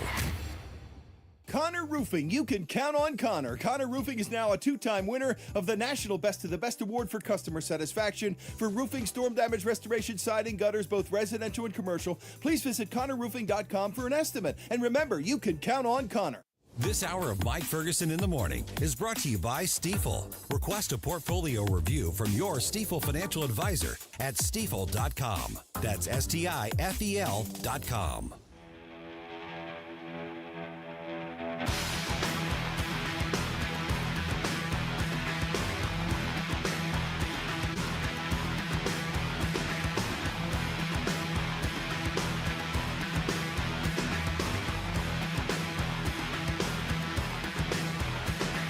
I'm Congressman Bob Onder, and you're listening to Mike Ferguson in the Morning on News Talk STL. All right, if data center development comes to St. Louis County, how should that happen? So if, then how? Get into that. A former police officer is likely headed to prison for a very long time here in the area. And the Cardinals are back under 500 after last night's game. So I'll give you three guesses as to what happened, and you don't need the first two. 6:50 at the moment. Let's go ahead and do a news dump here. The Morning News Dump, brought to you by the Nutrition Stop. The Morning News Dump. Are you joking? Is this a joke? Listen, folks. The Morning News Dump. All right, St. Louis County's Planning and Zoning Commission is working on a recommendation to regulate data centers. Not to welcome them in, to regulate them. To regulate the ones that may or may not be here in the future. Among the proposals are suggestions to regulate them based on size and energy use and to ban them from residential zones. Both supporters and opponents of the data center development spoke at a commission's meeting last night. The commission will make its recommendations to the county council next month. No real timetable on when the county council will make a decision, but you know that decision is going to be pretty intense debate. I'm sure it will be. As it should be. It should be. Yeah, there's nothing wrong with that. Yeah. Okay, charges are filed against the 25-year-old woman police say made a false report of a child abduction. Brianna Mathis faces a charge of knowingly making a false report that triggers an Amber Alert. That's actually the title of the crime. She claimed her vehicle was stolen with the child inside. Investigators report that the man who ended up being the target of the statewide Amber Alert had told her to get out of his vehicle early on Sunday, and it was his vehicle, not hers. The child was located in Lincoln County, where that child has lived with relatives since January after being taken into state custody and removed from Mathis's care, if you can call it that. Yeah. Yeah. So it's one of those things going on there. Yeah. So it's one of those things where it's like, on one hand, it's like all's well that ends well, but it's not ended for her. And it wasn't well for the guy who had every police officer in the state looking for him unfairly. Yeah. But at least the kid's okay. Right. I mean, this could have ended tragically. Thankfully, it did yeah. not. And, you know, obviously she's going to face criminal repercussions for that, as she rightly should. Yeah. All right. A former North County police officer admits to sexually assaulting 18 people. Oh, my God. Yeah. KMOV's Corey Stark has the details. We alerted you about Marcellus Blackwell's crimes 3 years ago while he was an officer with the North County Police Cooperative. Blackwell admitted to sexually assaulting 18 men, often during traffic stops or arrests. This happened between 2022 and 2023. Well, prosecutors say many of the victims were taken to a remote location when Blackwell would deactivate his body camera and assault them. Prosecutors are asking for 30 years behind bars. And he will be sentenced likely next month. Yeah, hopefully for a very long time. That's one of the worst abuses of police authority I think I've heard of in a long time. Yeah. And we've had some bad ones, both around here, around the country, but that may be one of the worst. Just horrific. All right, let's see here. HHS Secretary RFK Jr. says the FDA is cracking down on a loophole that allows companies to declare certain chemicals and ingredients to be, and I'm quoting here, generally recognized as safe without first notifying the FDA. RFK Jr. speaking about those objectives on Monday. Will change how the federal government oversees what's in our food and how we understand the foods that Americans eat. Okay, so basically where we're going with this is food manufacturers will have to submit more information about additives, dyes, preservatives, sweeteners, things like that to the FDA. And this comes as part of the MAHA initiative, as the administration is blaming processed foods for helping to drive the nation's epidemic of obesity and chronic disease. I am all for the transparency. The transparency is good. Processed foods are bad, but let's not forget our lack of discipline on choosing it. Yeah. Yeah. I mean, it's like, kind of all goes hand in hand. I mean, it's like it's readily available. It's easy. It's cheaper. It's, it's your default go-to. And then people get in that habit and it's not good for you. And the funny part is having somebody who's changed how I've eaten very publicly over the last several years is that now that I've been eating really clean lately, if I decide, you know what, I'll just go have that processed thing. That looks really tasty. One won't kill me, and it won't. But my body doesn't want it anymore. That's the nice thing. It doesn't want it. Your body actually does tell you what you should and shouldn't be ingesting. Yeah. It gives you little hints. Yeah, so now that I don't eat that stuff, it's fine to have a treat. Even like my friends at Nutrition Stop, they're like, treat yourself, which, by the way, they have treats that are healthy there, too. But I'm just like, I don't want it. Like, I was at, I don't remember where it was, but I'm like, I have not had that thing in a long time. Why not? Just for old time's sake. I got a couple bites and I'm like, I don't want this. Yeah. Eating healthy is a good thing. Yeah. Yeah. And this was this little weird workaround that they were able to use because it was like generally recognized as safe without actually meeting the standards that we want them to be meeting. So. Okay, which airlines are most likely to cancel or delay your flight? Yeah. Don't know, don't care. Because it doesn't affect you. Sorry, that's selfish. According to an article published on KMOV's website, JetBlue is the worst offender. So they looked at the article, the source looked at flights between June of 2025 and May of this year, over 7 million flights. 29.9% of JetBlue's flights were canceled or delayed. Wow. 29.9. Ooh. Close behind JetBlue, PSA Airlines and the now defunct Spirit Airlines both had just over 29% of their flights affected by delays or cancellations. Republic, Allegiant, American, and Frontier all had delays or cancellations of over a quarter of their flights. That's a lot. That's a lot. Delta was the most reliable, according to the list, with only 20% of their flights delayed or canceled. When was the time period this was This was between June of 2025 and May of 2026. Okay. So pretty recent data. Yeah. So the best case scenario is you have a 1 in 5 chance of a delay or cancellation. That's the best. I feel like whenever I hear people talking about flying, that is kind of like baked into the cake. Like there's that expectation that something's going to go awry. Yeah. Which is, that's frustrating. Hopefully some of the modernization of systems and the uptick in getting air traffic controllers, involved will help with some of this, but that's still toddlers who won't put their seatbelt on. That too. All right. President Trump urging Republicans, obviously, to pass the Save America Act. He was at a rally in Las Vegas last week. Senate split town, went on the recess without doing it. Senator John Kennedy out of Louisiana was on Hannity last night talking about how frustrated he is with his colleagues. I was proud when we passed the Lindsey Graham Russian sanctions bill with 86 votes. But there are other times when the Senate is like high school, but no one ever graduates. I love him. Oh, my goodness. Do you know every time I read a story like on Red State Radio where I'm quoting him, I cannot help it. I slip into my John Kennedy and then I'll be like, oh, sorry. That is just ridiculous because I can't sound like him, but I can't help it. So infectious. It is. Just the way he does it, Oh, my goodness. All right, the Cardinals lose the first game of their series with the Phillies on Monday. Final score at Busch Stadium was 6-5. Basically, the Cardinals kind of rallied late. They just couldn't finish it off. Tonight's game starts at 6:45. Andre Pallante going to be on the mound for the Redbirds. Okay, so the Cardinals are back up into third place. Okay. That's the good news.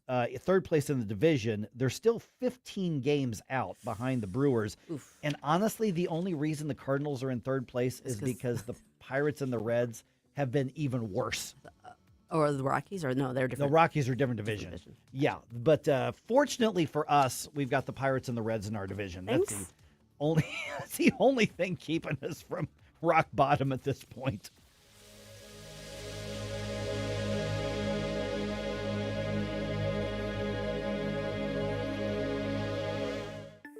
The Herzog Foundation is the vision of its founder, Stanley Herzog, and it exists to promote quality Christ-centered K-12 education nationwide.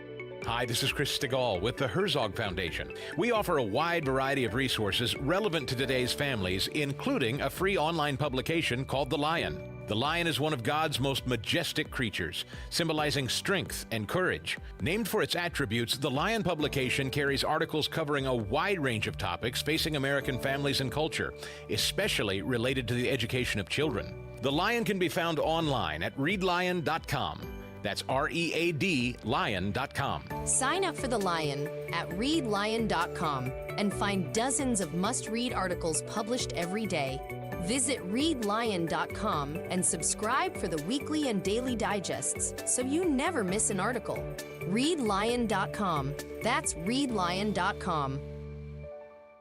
Do you owe the IRS $10,000 or more in back taxes? Are you being audited or investigated? Has the IRS sent you a letter demanding payment? You may not owe what they claim. Make this free call to the tax doctor now. Let them negotiate with the IRS on your behalf. 800-240-4586. 800-240-4586.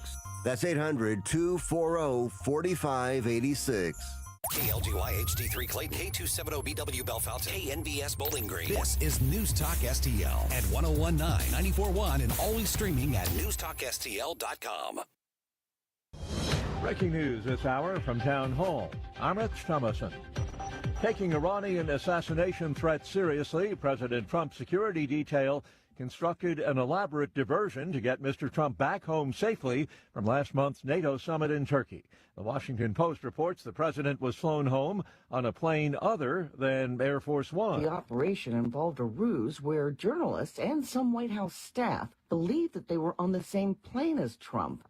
After boarding Air Force One, Trump was secretly transferred to a smaller Air Force C-32A via an airport catering truck. While the White House has not directly addressed that report, it issued a statement highlighting that it uses every tool at its disposal to address threats on the president. So far, no comment from the Secret Service. I'm Lisa Dwyer. First came the diary entries. Now we're seeing text messages by Dr. Anthony Fauci concerning the COVID vaccine's potential impact on pregnant women. In January of 2021, Anthony Fauci went on TV telling pregnant women to get the COVID vaccine and that there were no red flags. But in text messages released from Fauci's government-issued cell phone, he specifically tells the Surgeon General and CDC director the vaccine could theoretically be linked to miscarriages. That concerning medical detail was never released to the public. Correspondent Laura Winter says the messages were released by Senators Rand Paul and Ron Johnson.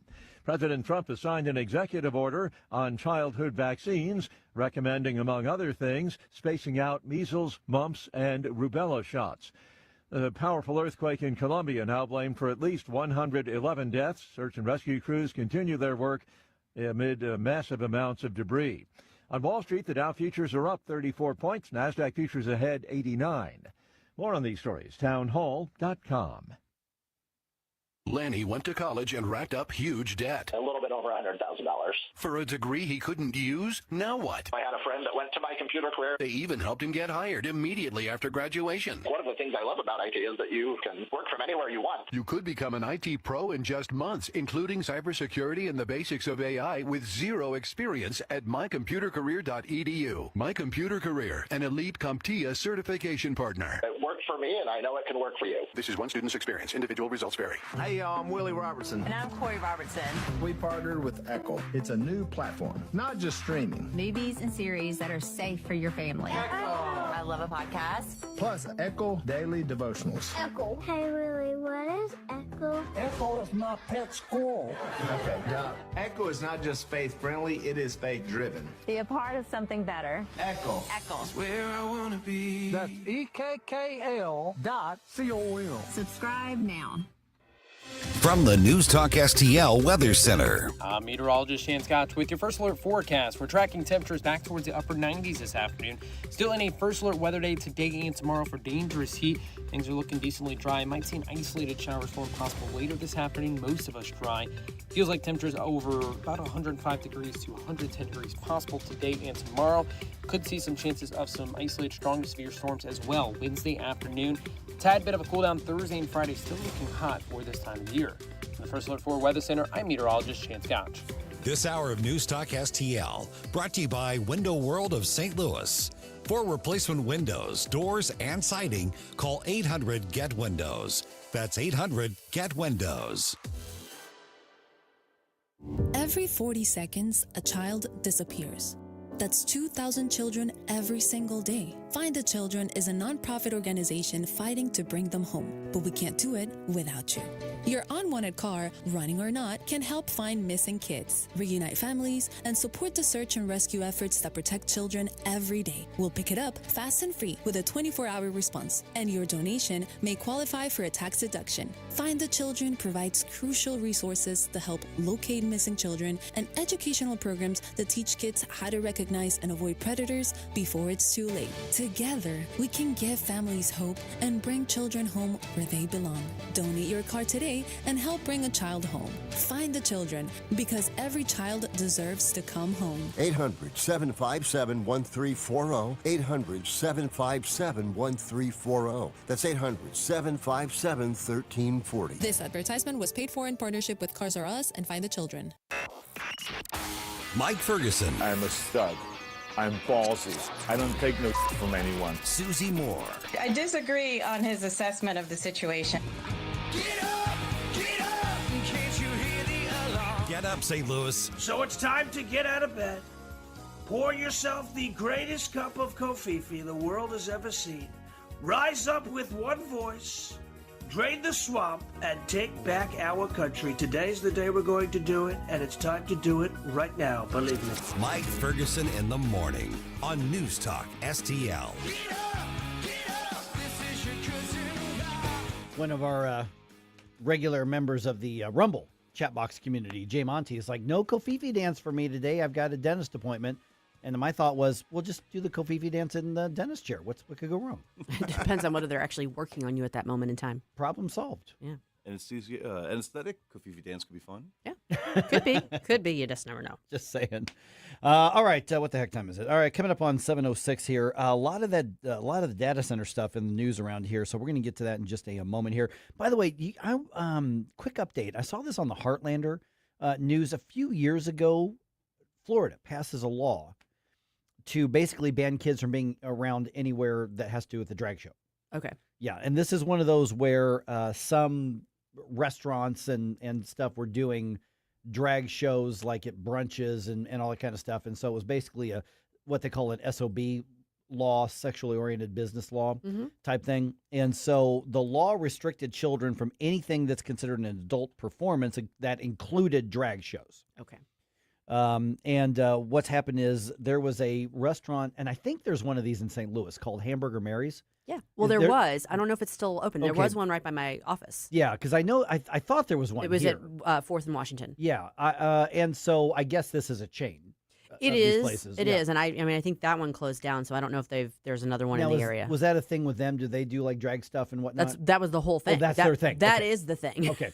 So Hamburger Mary's sues, basically saying violation of First Amendment and all this sort of stuff. And so while that lawsuit was in play, the enforcement of the law was blocked. Okay. Well, now a court has reversed the block, so they're still going to fight as to whether or not the law is constitutional or legal or not, but Florida can go ahead and enforce the law, if that makes sense.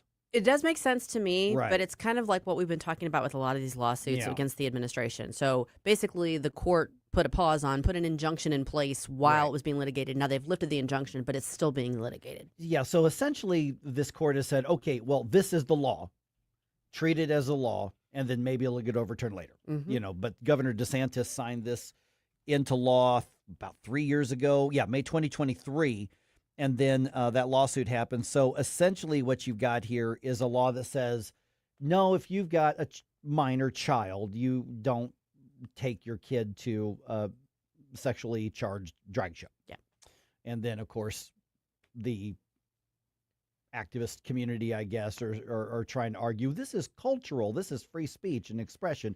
But what happened was there was a video that happened about 3 years ago, and it was from a bar.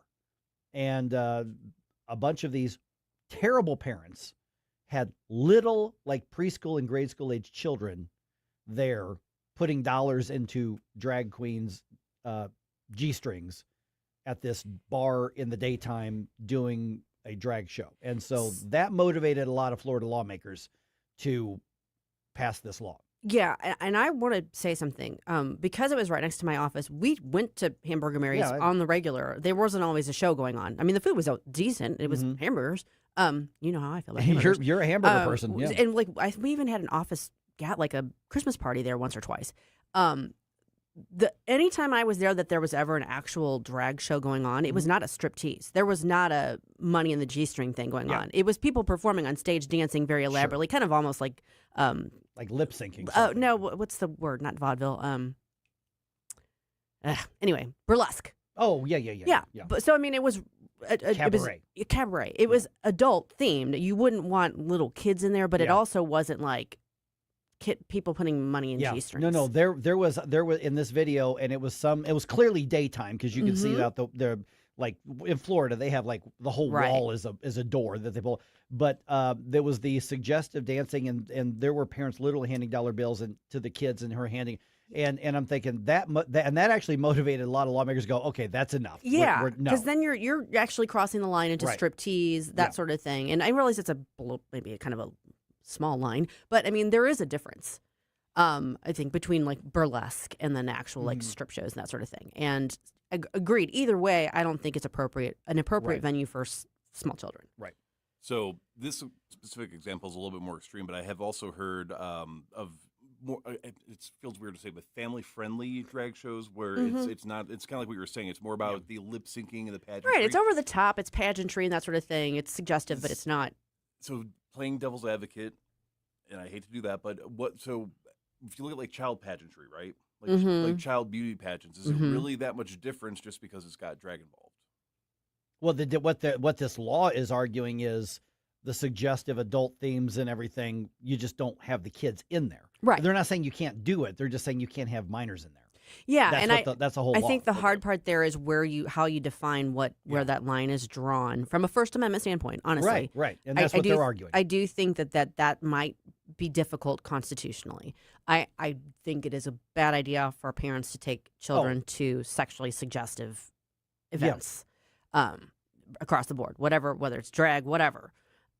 But I think that law may have some problems. Yeah, and Ron DeSantis signed that in. So if nothing else, when he runs for president again, he'll get credit for that, regardless or of what they do. Damnation for it. Yeah. But he's getting damnation from people who were never going to vote for him in the first place. Yeah. Correct. Well, so to me, like the concept of a family-friendly drag show, I've never been to a drag show, so I can't say I have any firsthand experience, but that to me doesn't make a lot of sense. I don't know, but then again, maybe they're all Judy Garland. I don't know. I mean, haven't you seen I've seen clips on think about video. like Some Like It Hot when they're dressed up like women, Tony Curtis and everything, and they're over the top and they're performing and that sort of thing. Okay, think of it in those terms. Mm-hmm. That's weird. It's a little edgy, but it's not necessarily like sexual. Right. Do you know? I mean, it's a blurry line. I'm not going to pretend otherwise, but there is sort of like that in between. Yeah, when it comes to non-sexually oriented drag shows, it's usually, I guess, about the performance. And Scooter points out to the ones that he's been to that it's usually people that are dressing like Cher or Madonna or something like that. Okay. It's not meant to be about the perversion or the fetish of it. It's literally a bunch of dudes, I guess, having fun and doing like lip syncing and dancing and stuff like that. Yeah, and I realize that again, like I said, that line may be a little bit blurry, but yes, that's what I'm talking about. It's like over the top. You have mentioned the Birdcage before. Yeah, that's Nathan Lane in the Birdcage. Such a funny so movie. it's like that vibe. Yeah, it's like over the top, yeah, body, crazy, wild, but it's not about like someone sticking money in a G-string. Right. Yeah, because that video that a lot of people think that video had a lot to do with moving some of the more squeamish legislators down there into moving that on there. So that's where that is. So if you're going to go to Florida to take your kid to a drag show, you're not going to do it right now. Don't do that. Yeah, just don't do it anyway. And that's the thing. And that's one of those things where it's like, listen, go to Chuck E. Cheese. Yeah. Yeah, that's the thing. It's like if it's all grown ups where do what you want to do. I don't care. No, just leave the kids out of it. Why is that so hard? I agree. Yeah. But I think that law probably is going to have some problems. Yeah, so we'll find out. Probably another year or two before, a year or two before we find out one way or the other on that. All right, we've got a couple minutes left here. Okay, so 7:35. Ross Marchland from Taxpayer Protection Alliance going to be back on. They've done kind of a deep dive into this data center thing, and they've looked at it state by state by state. So obviously here we've got 2 states involved, and so we're gonna get their take on myths versus realities, because here in the area, I mean, Pacific, Festus, Troy, Warrenton, St. Louis County, St. Charles, Granite, all of these communities are dealing with some sort of data center debate or controversy. And the emotions go from 0 to 100 right away. Yeah. So we need to dig into this. Now, St. Louis County, their Planning and Zoning Commission, held a hearing last night that a lot of people turned out to. It got a lot of media coverage. Yeah. Regarding we're going to come up with some ideas to suggest to the county council, here's what the regulations should be. Now, the Planning and Zoning Commission doesn't have any authority to do that, but they're a crucial step in doing the first step research. Yeah. And so they heard hearings and they've made suggestions saying, let's divide these up into 4 categories based on sizes, because you don't want the local, web design business and web hosting business to be treated the same way that Amazon is going to be treated, because their data center for the former could be the size of a shed in somebody's backyard. Yeah. Yeah. The other's obviously going to be the size of a football field. There's a big difference between, where you're talking about the scale. And I mean, I think it's good that they're studying this ahead of time. Yeah. And even though they're not talking about current projects, I mean, there could be some proposals out there. They're just saying in the future, these are the guardrails and these are the lanes we're going to have. And then the county council will decide what to do with it, if anything. I think it's but they won't get it. So 7:35, we're going to dig into that, because I told Ross, I said, listen, our audience is divided and split on this. Very much so. And I'll say right now, I haven't made up my mind on them. Yeah. I just haven't. So I'm actually really looking forward to that discussion in about 20 minutes. I would like more information. Yes. I also want to give you all more information about a great event we've got coming up. Join Newstalk STL for the annual Leadership for America Dinner 2026. It's going to be on September 25th. It's at the St. Charles Convention Center Grand Ballroom. It's featuring Nick Shirley as the keynote speaker. Nick is the independent journalist who exposed the alleged fraud in Minneapolis, the Leering Center, all that. Plus, other speakers are going to be announced soon. Your ticket price includes dinner and the program, and must be purchased in advance. For tickets and more information, simply go to newstalkstl.com/Nick Shirley. Get up, can't you hear the alarm? Get up, this is your cousin Bob. Get up, what are you waiting for? Get up. Mike Ferguson in the morning. I like it, but they're going a little overboard with the dancing. On Newstalk STL. Colombo and Company. Trump's new executive order faces backlash, and the president wants the Supreme Court to rule on his ballroom. We'll discuss these issues Tuesday with our legal expert, Susie Moore, plus AI with Mike McClary. Live and local, weekdays at 2 on Newstalk STL. Tony Colombo here for Gutter Pros and Exteriors, your all-in-one service team that brings years of experience and quality that's affordable right to your doorstep. Christine and I discovered Gutter Pros and Exteriors when we bought our home and inherited a gutter problem. And they've also repaired siding damage on our home because along with gutter repair, gutter installation, and leaf protection, the Gutter Pros team are also the best for repairing other exterior damage, including fascia, soffit, and all siding repair and installation. Learn about all the ways Gutter Pros and Exteriors can help your home or business right now at gutterpros.com. 42% of Missouri fourth graders can barely read. 42%. It's the worst result in 20 years. If kids can't read by third grade, they fall behind in school, and many never catch up. But other states have provided a roadmap for success. Missouri needs one universal reading test for all third graders and one clear statewide standard for what it means to pass that test.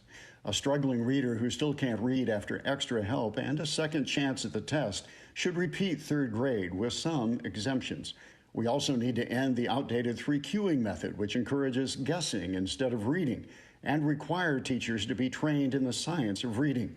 In Mississippi and Indiana, test scores jumped up dramatically after these reforms, and Missouri can do the same. Missouri children deserve to become confident, capable readers, and strong early literacy reforms can make it happen. The Show Me Minute has been brought to you by the Show Me Institute and Show Me Opportunity. This is 101.9 and 94.1. Female millennial Trump supporter. I listen to it like every day. Like, seriously, you get it. Newstalk STL.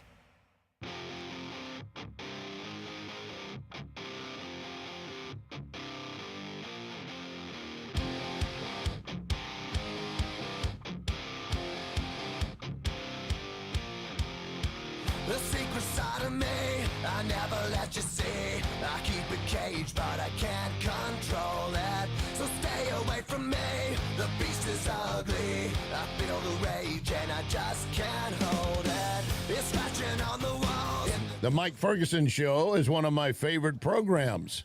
In addition to Larry Connor's USA, catch my program at 6. Now, back to Mike. Susie mentioned this yesterday. We do the days of the week that are Yes. coming up. Today is Presidential Joke Day. National Presidential Joke Day. Now, we couldn't figure out, does that mean that it's jokes about presidents or presidents making jokes? My final conclusion was that it could be either. And I think that's the best. Why not? Sure. So yesterday after the show, we're doing our post-show stuff, and I'm starting the pre-show stuff for today. And you specifically, that's like, let's do some presidential jokes. Why not? Yeah. So I found a bunch of them. Yeah, I mean, we may have found some of the same ones. I will say I did not find a ton that were about presidents. Not that there haven't been a gazillion told, Right. particularly about Donald Trump, but or Bill Clinton. Right. They were either like everybody's heard them 1,000 times, and or they were mean-spirited enough that I didn't want to go down that road. That wasn't the point of it. So most of what I found was funny things or jokes that presidents told. Okay, so here's my request to everybody. For the next 8 minutes, or whatever it's going to be, can we set aside partisanship? I'm all for and it. just have some fun with the jokes? Because I actually found a couple jokes that Obama did that were pretty funny. Sure. Yeah. So we're good. We're not going to assume I'm a left winger because I think Obama had a pretty good sense of humor. No. Okay. All right. We can do that, right? Yeah. Let's do that then. Okay. All right. Well, why did you have any, Jerome? No? Are you putting me on the spot? No, if not, I've got like I've got like 5 pages. So I can give this- you a couple pages. I was gonna go through my memory, but I'm also trying to think. We're on air, so I have to be a little bit more appropriate than what I normally do. I mean, one of my favorite ones from the childhood. So George Bush was reading a book. First George Bush, right? George Bush Jr. Yeah. Was Junior. 43. So okay, 43. Got it. Yeah. So George Bush Jr. was reading a book on suicide, and he turns over to Cheney and says, "Okay, I finished reading it. I still don't understand which side we sue." But Okay. All right. is that what we're supposed to be doing? Yeah, Why not? maybe, Let's put 'em all in. maybe. And one of the first ones I found though. What's the most unfair thing about the U.S. presidential election? What's that? We get 50 choices for Miss America, but only 2 for president. Fair. Okay. That's fair. What do you That's got, fair. Susie? All right. So while testing his microphone before a public radio broadcast, Reagan once joked, "My fellow Americans, I'm pleased to tell you today that I've signed legislation that will outlaw Russia forever. We begin bombing in 5 minutes." That's right. That caused quite a stir. It did. I have a Reagan one here, too. Very cheeky. I also have a cute one from Abraham Lincoln, if you'd like to hear it. Yeah. On being accused of being two-faced, Lincoln reportedly replied, "If I had another face, do you think I'd wear this one?" That was in his debate with Stephen Douglas. Yeah, that's well documented that he said that because Stephen Douglas accused him of being two-faced, and he goes, well, "I'm going to be two-faced. You think this is the one?" Yep. Yep. All right, this one is going to be very niche, and it kind of has a Norm Macdonald feel to it. What are the 3 things you don't want to see coming out of the water? Godzilla, the Loch Ness Monster, and John Quincy Adams. Oh, no. Okay, so I'm going to play one from Obama, but there's another one that Lincoln's credited with. Okay, so a woman approached President Lincoln after a political speech, and reportedly she said, "If you were my husband, I would poison your tea." Lincoln looked at her and said, "If you were my wife, I'd gladly drink it." Here's one from Barack Obama here. My presidency, some people still... Let me go back here. Okay, here's Barack Obama here. 6 years into my presidency, some people still say I'm arrogant and aloof, condescending. Some people are so dumb.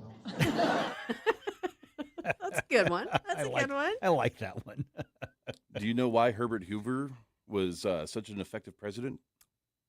Because he gave a damn. That's right. Oh, Yeah. that's Yeah, nice. that's right. DAM. The trouble with practical jokes is that very often they get elected.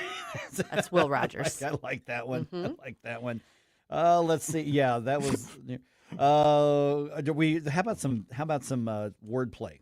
I was gonna say, yeah, I've got a couple of those too. Yeah. Which U.S. president starred in sci-fi movies? I don't know. Ronald Reagan. Oh, Reagan. Yeah. Okay. Okay. What do you get when you cross a zucchini with an American president? Oh, I saw this. I don't know. I know it. You know it? George Washington. Yes. Oh, there you go. Yep. What's the difference between a platypus and George Washington? What's that? One has a bill on his face. The other has a face on his bill. Oh, Or on a bill. In what state was George Washington born?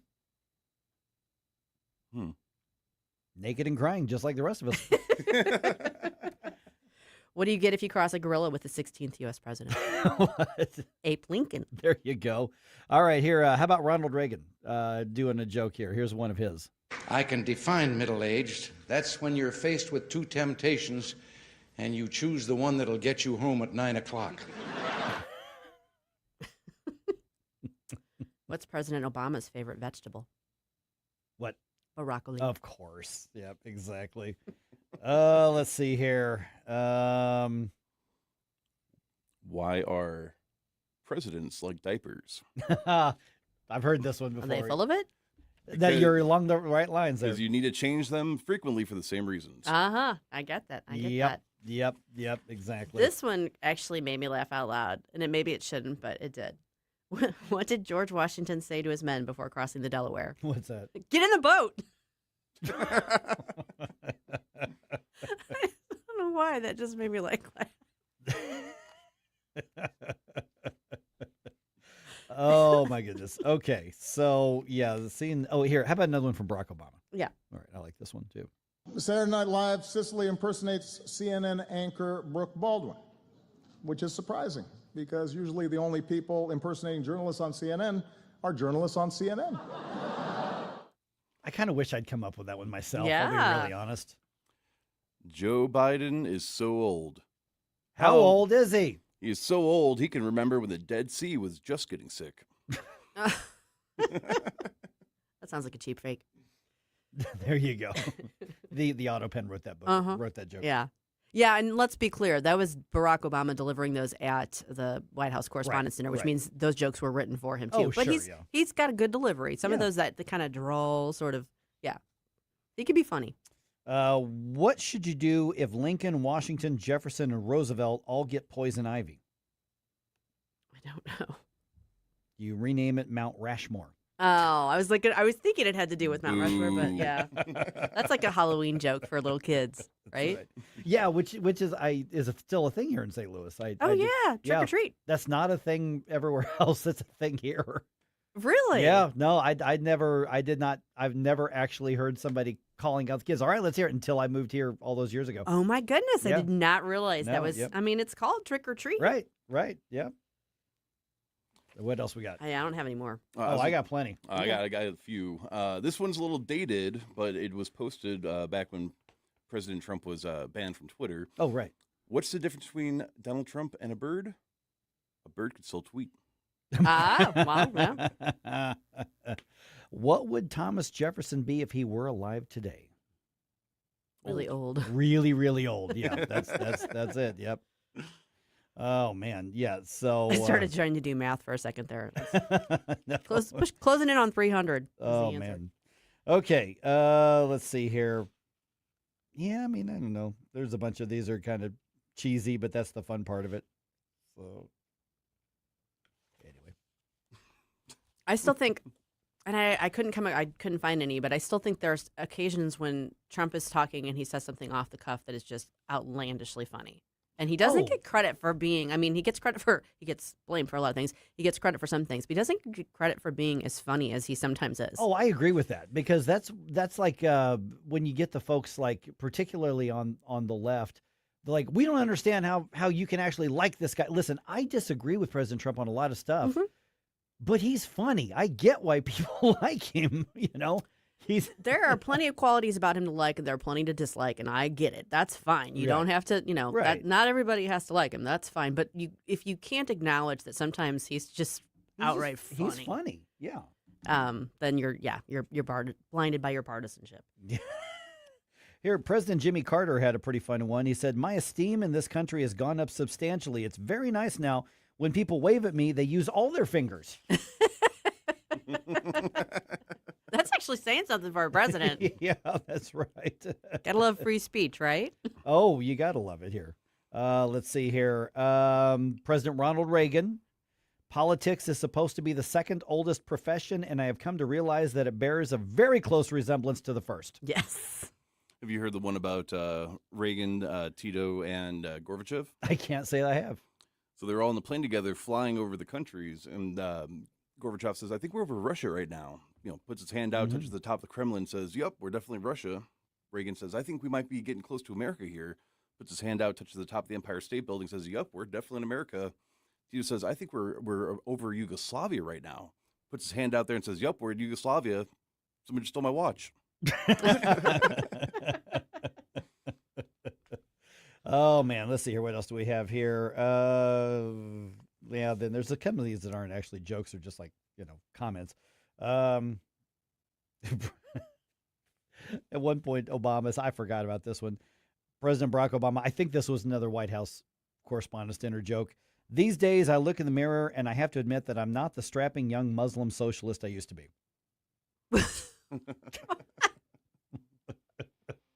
Wait, was that Mom Donnie? Yeah, really? No, he's like, "No, I still am. Still am. I still got it."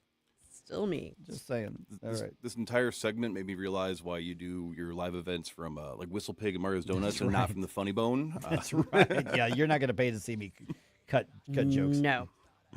Well, as long as we're using the web, data centers have to go somewhere. A lot of people just don't want them here. At 7:35, we'll find out if there's a way to build data centers in a way that does not screw up your town.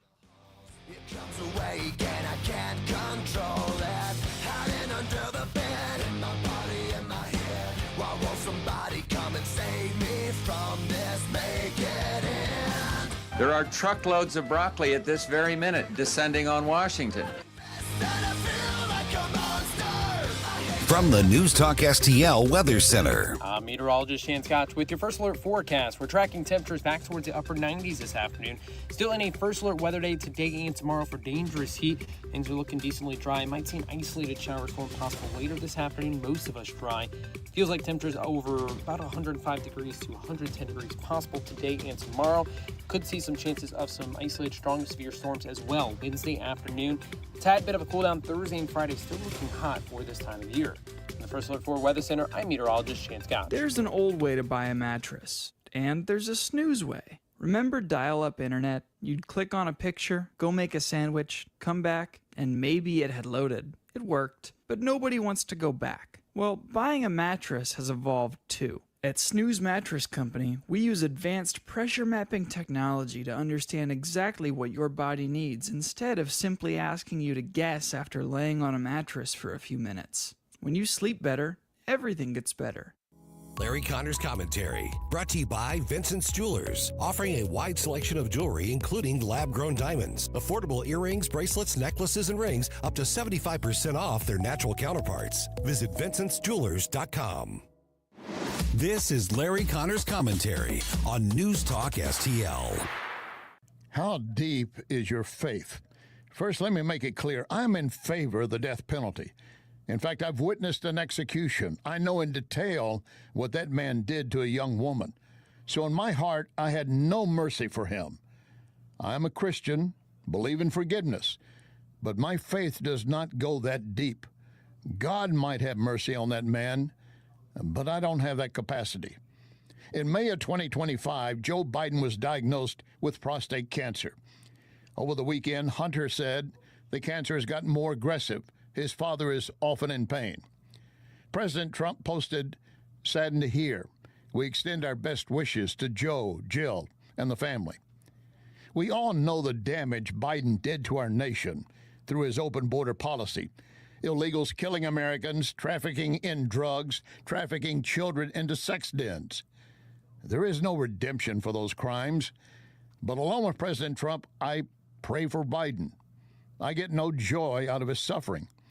But if one of my children had been directly harmed by one of those illegals, I have to admit, I'm not sure I could be saying prayers for him. Get more Larry Connors on Larry Connors USA. Tonight at 6 on News Talk STL. Dozens of out-of-state law firms are crashing into St. Louis trying to get your business. My advice, rely on a hometown firm. Under Law has been here for years. There are lawyers raising their families right alongside yours.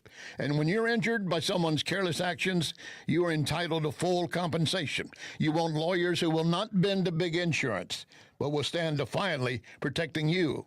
Under Law, O-N-D-E-R, underlaw.com, under wins. Rhino Shield is engineered to outlast paint by a lot, backed with our 25-year transferable warranty. Paint a house, shield a home. We do brick, block, stucco, asbestos, steel, aluminum, cedar, and more. We are the only coating company selected by Disney, This Old House, and 3 times on HGTV's Curb Appeal, where all 3 episodes concentrate on unpainted brick. If you maintain or own a business with a tired-looking building, you owe it to yourself to look at Rhino Shield and our beautifully durable color schemes. Evaluations are free. We're making buildings pop and be noticed again, from Champaign to the Lake of the Ozarks, exceeding expectations every day with our products, people, and performance. Now is the time to call 877-25-RHINO, 877-25-RHINO, or go to 877-25rhino.com and see how honest and transparent we really are. Tell them, ladies. Don't paint, don't Rhino, go Rhino Shield. Never paint your house again. Rhino Shield. If you have a phone, you have a radio. I listen to News Talk STL on the app driving to work. Download the News Talk STL app. You got to get the News Talk STL app. Love the app. Can listen anywhere in St. Louis. And listen anytime. News Talk STL right on my phone. Anywhere.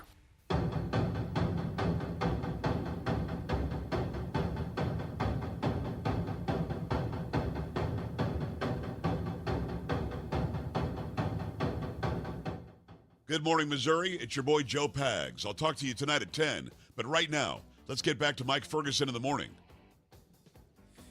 All right. Data centers. They're everywhere. No, they're not everywhere. But what's happening right now is communities and governments are saying, okay, these things are going to go somewhere. Are they going to go here? They're not going to go here? Do we want them? Do we not want them? And if so, how do we set the table and set up the regulations for them? Yeah, another day, another conflict over data centers happening on both sides of the river, more so on the Missouri side around here. Not that they're not having some debates on the Illinois side, Troy, Illinois, and also like in the Granite City area. But on the Missouri side, obviously we've got St. Louis County now that's considering what should the rules be. Festus, we just talked about Pacific yesterday, Warrenton, Lincoln County. You've got all of these different areas where what's happening is something new is here, and many people aren't quite sure what it is, and they're hearing lots of different claims. Yes. Good and bad. I have decided that until I know more, I'm going to keep an open mind as to whether or not I support them. But I do think the approach St. Louis County is looking at makes a lot of sense. Hey, there are different sizes. Little ones maybe shouldn't be cracked down the way the big ones do. Maybe there should be, buffers and things like that. So what do we actually know, and what could these things bring to your community? We've heard a lot about the bad things that people say they can bring. Are there benefits? Ross Marchland is with our friends over at Taxpayer Protection Alliance. And Ross, you guys did a deep dive into all 50 states. Data centers in fill in the blank, Missouri, Illinois, basically what you need to know. So let's first talk about the general concept. Then I want to drill a little bit into the two areas, mostly Missouri here in this area, because that's where the majority of our listeners are. But Illinois is dealing with this too. And that is the data centers themselves, great big server rooms, essentially.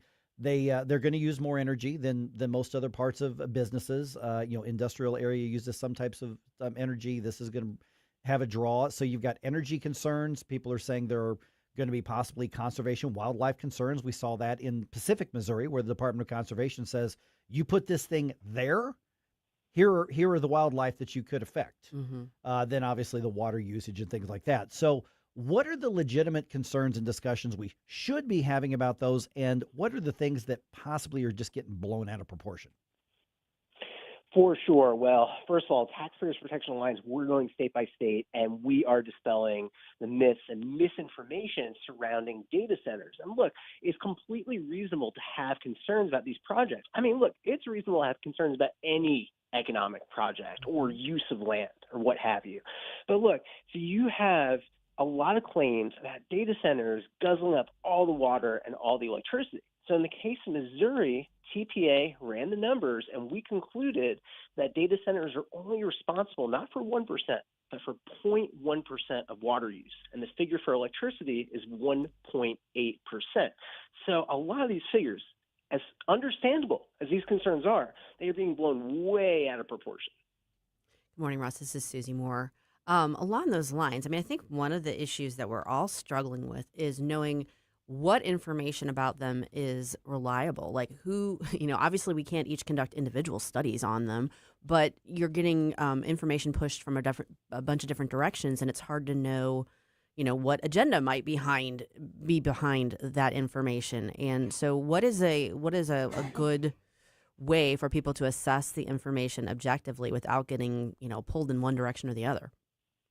And that's a very legitimate concern, because whenever you see a study, you always have to ask the question, where are these numbers coming from? And Right. that's why at the bottom of all these data center two-pagers, from state by state we're putting out, we put exactly where these numbers are coming from. And it's a mix mainly of government data sources. So, for example, for the water figures, we're drawing on the geological survey figures from the federal government. But yes, it's very important to question whenever you see numbers, where are these numbers coming from? We're visiting with Ross Marchland from our friends at Taxpayer Protection Alliance. Let me follow up on the energy question, because that's been a great big one for a couple different things.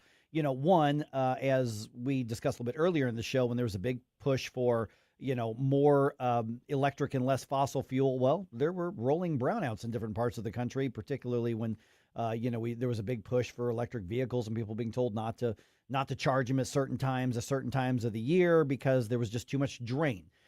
What we're seeing in some parts of the country is, okay, these are going to draw a lot of energy. And while that may be less than 1% of the statewide energy, for a small community, that could be a large part on their local grid. And so the question then comes, who's responsible for the energy? And if the utility company says, well, we have to build a new source of energy, be it nuclear or whatever the case is, we have to finance that, and that goes on to all the ratepayers. So when we look at the data centers themselves and the energy usage, it may be small on a statewide level, but what happens to the local taxpayers, and how do we protect them, both from a ratepayer and a taxpayer perspective? And it's so important to look at that local level. And the solution will depend. I mean, there are so many municipalities, not only across the state of Missouri, but across the country. So it's going to depend on the project and the locality.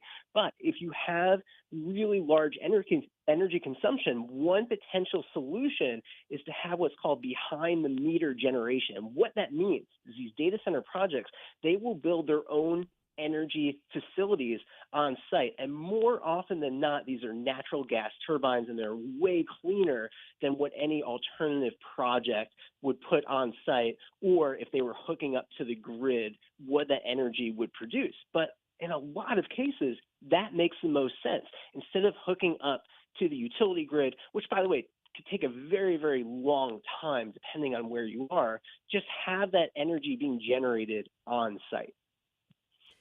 One of the questions I think people may have is, it raises to me, Taxpayers Protection Alliance is the one putting this information out. This is very important information.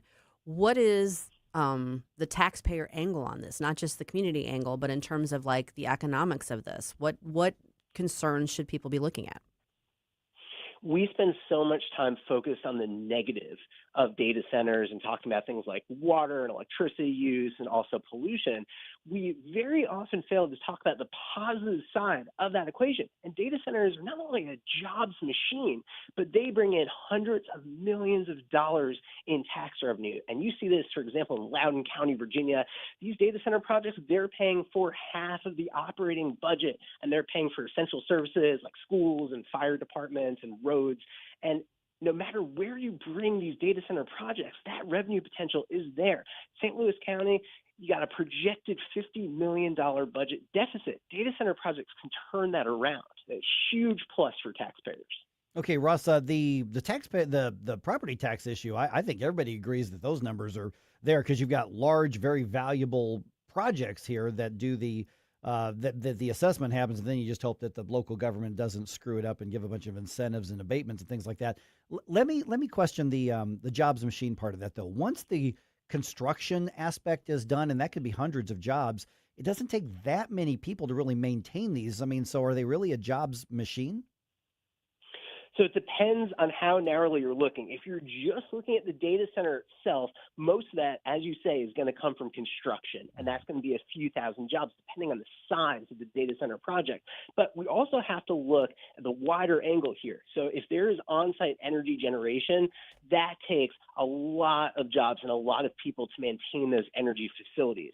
Now, if you're hooking up to the grid, also takes a lot of jobs to make sure those connections are maintained. But also, looking at the even bigger picture, what do data centers support? They support the digital ecosystem across the U.S., and that is responsible for hundreds of millions of jobs across the country.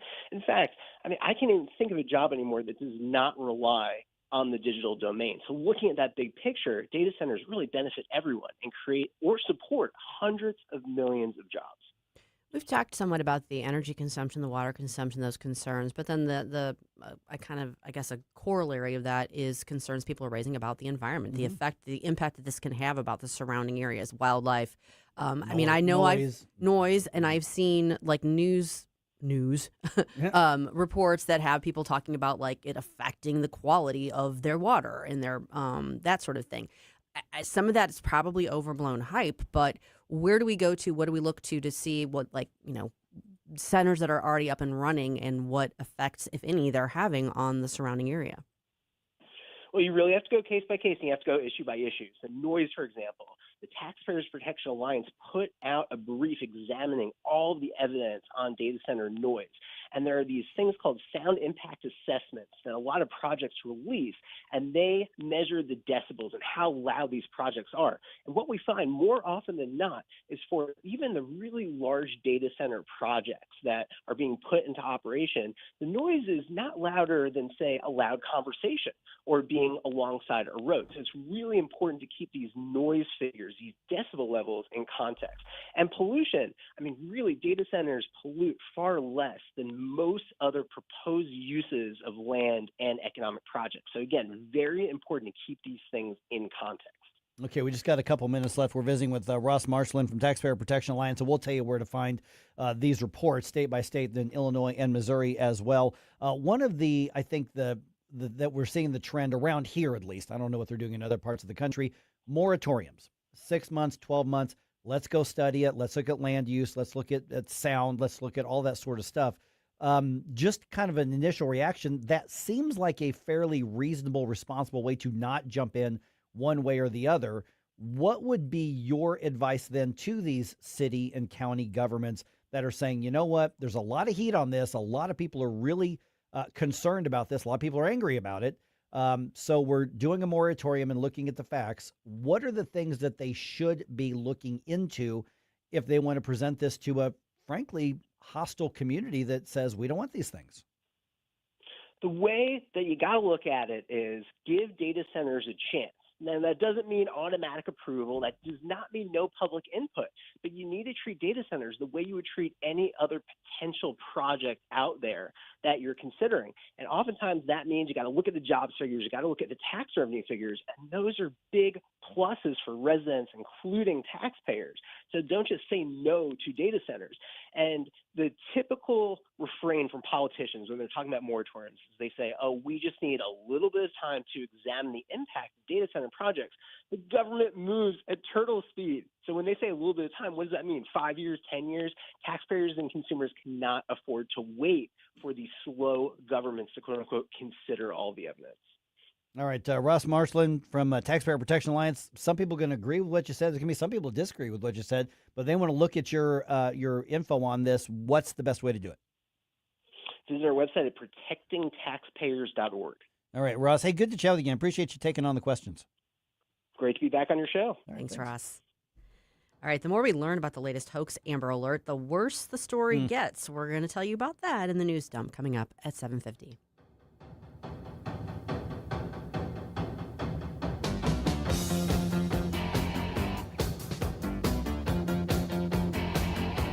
Mike Ferguson in the morning. I've driven all over Washington, D.C. I cannot find the money tree. On NewsTalk-STL.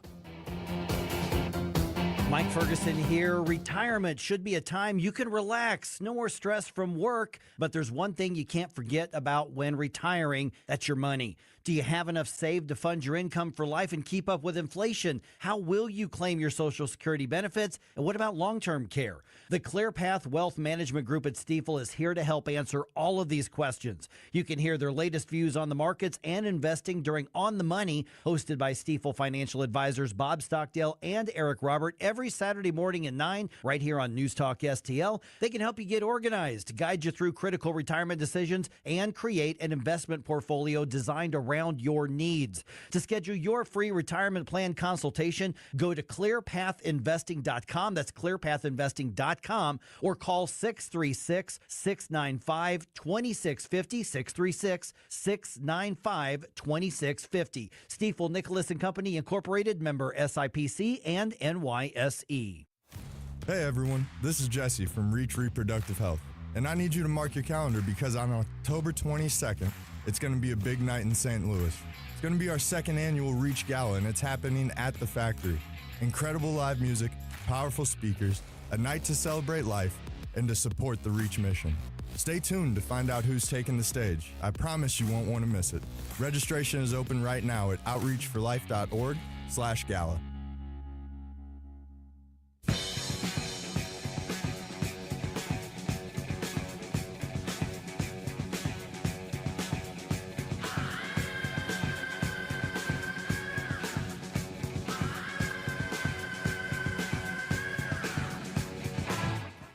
Good morning, St. Louis. Hey, it's Vince from The Vince Show right here on News Talk STL every weeknight at 8. Right now, it's back to Mike Ferguson on 101.9 and 94.1 News Talk STL. All right, to follow up that discussion, which, by the way, is going to be up on the Mike Ferguson Morning podcast here in probably, a few hours or so, Jerome, something like that? Yeah, around 9 o'clock. Yeah, somewhere. That's a good one to get out there because I think that Ross had a lot to say that a lot of people were going to agree with and a lot of people are going to disagree with. Yeah. But, something to dig into. Yeah, that's what we do there. So check that out and decide for yourself. So what happens in St. Louis County?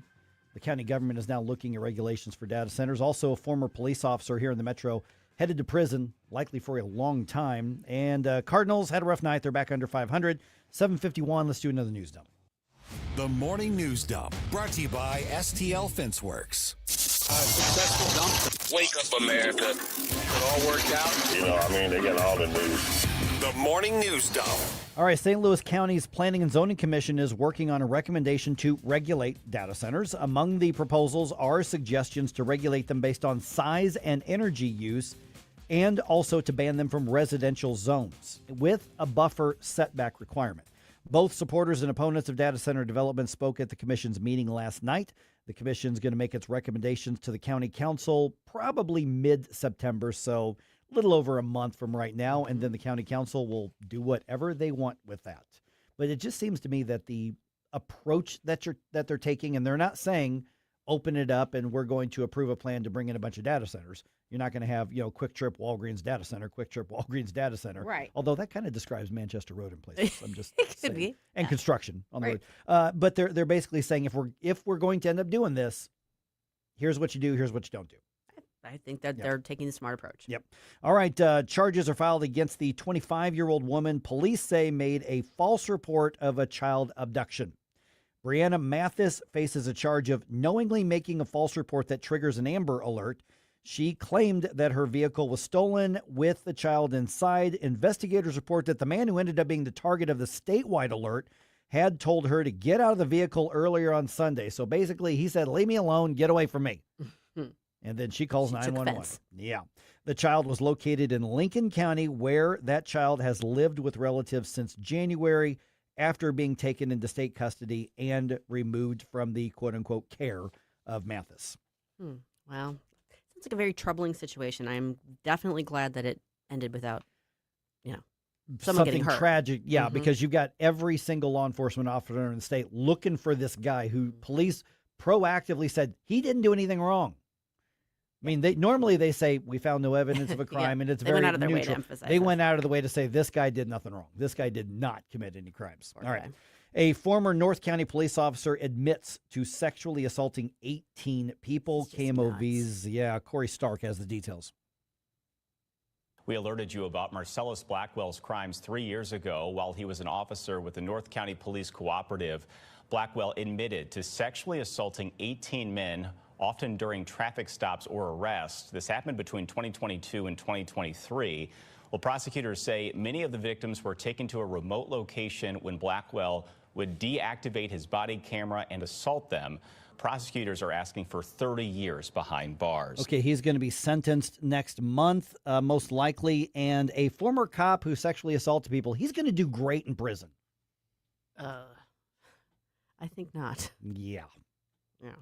That's not going to go well. Yeah, that's truly one of the most horrific abuses of police authority I've heard of in a long time. It is. It's and just there's been gross. some bad ones out there. This one ranks among some of the worst that I've seen. Man.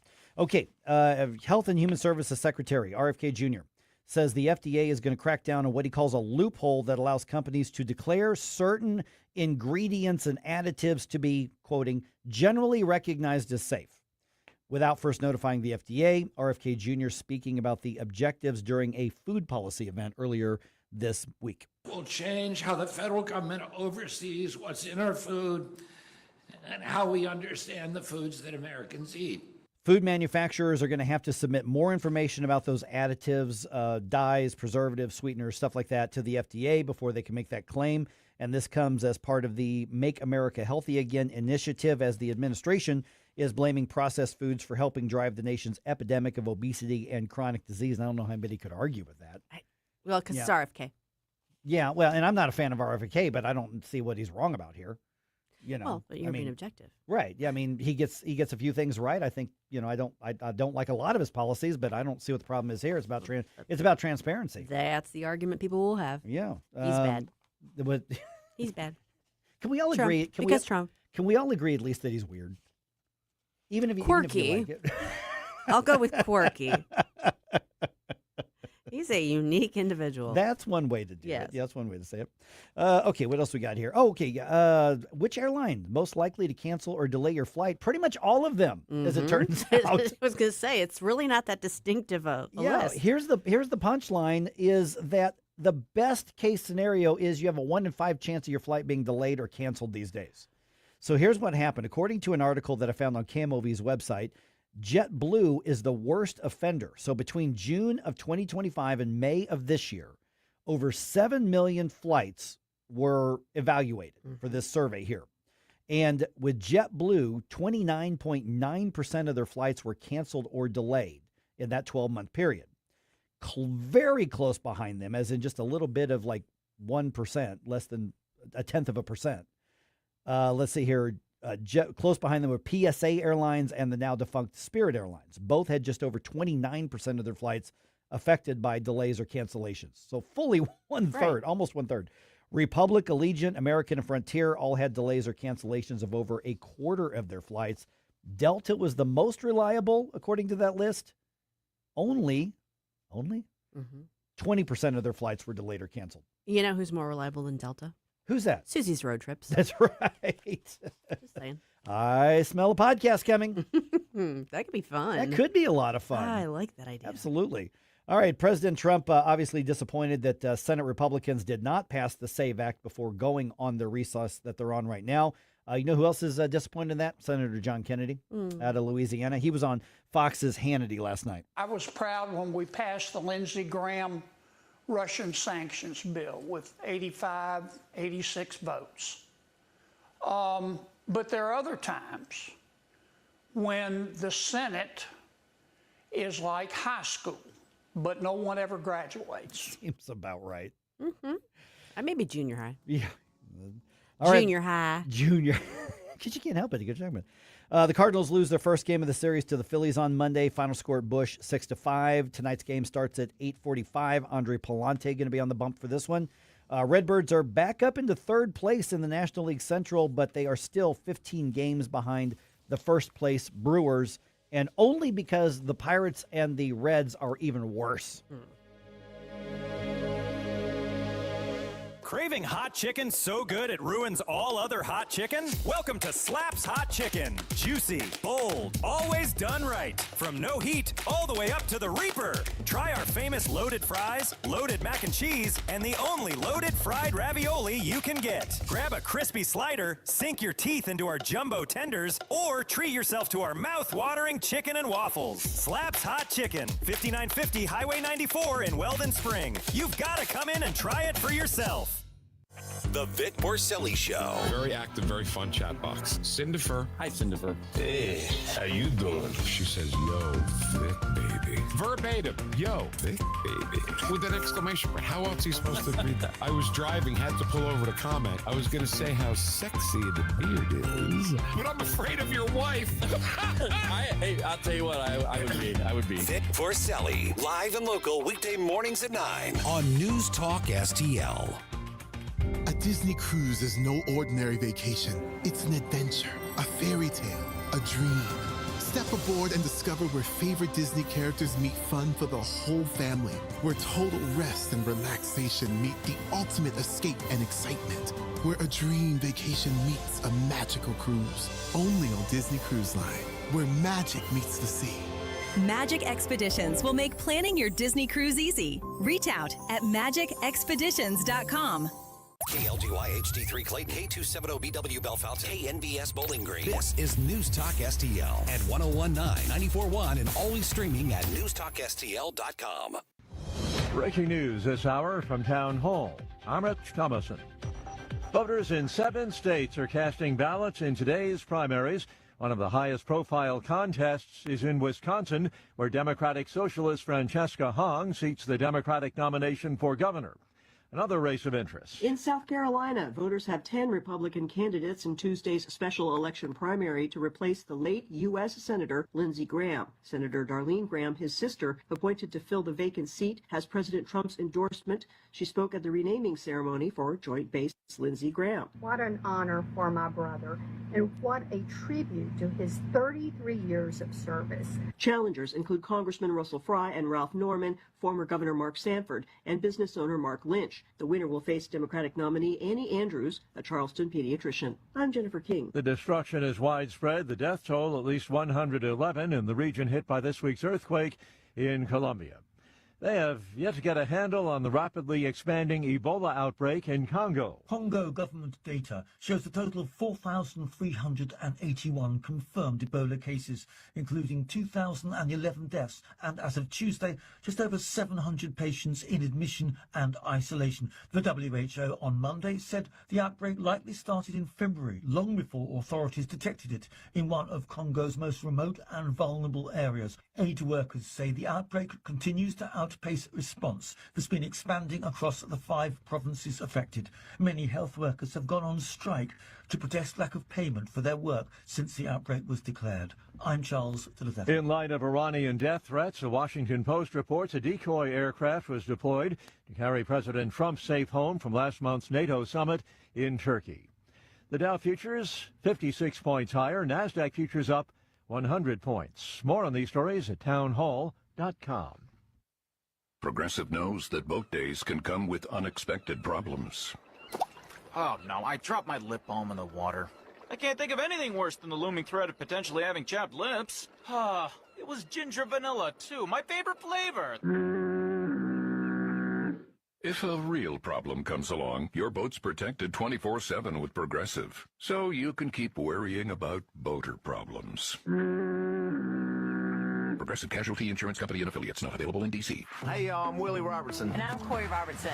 We partnered with Echo. It's a new platform, not just streaming. Movies and series that are safe for your family. I love a podcast. Plus, Echo Daily Devotionals. Echo. Hey, Willie, what is Echo? Echo is my pet squirrel.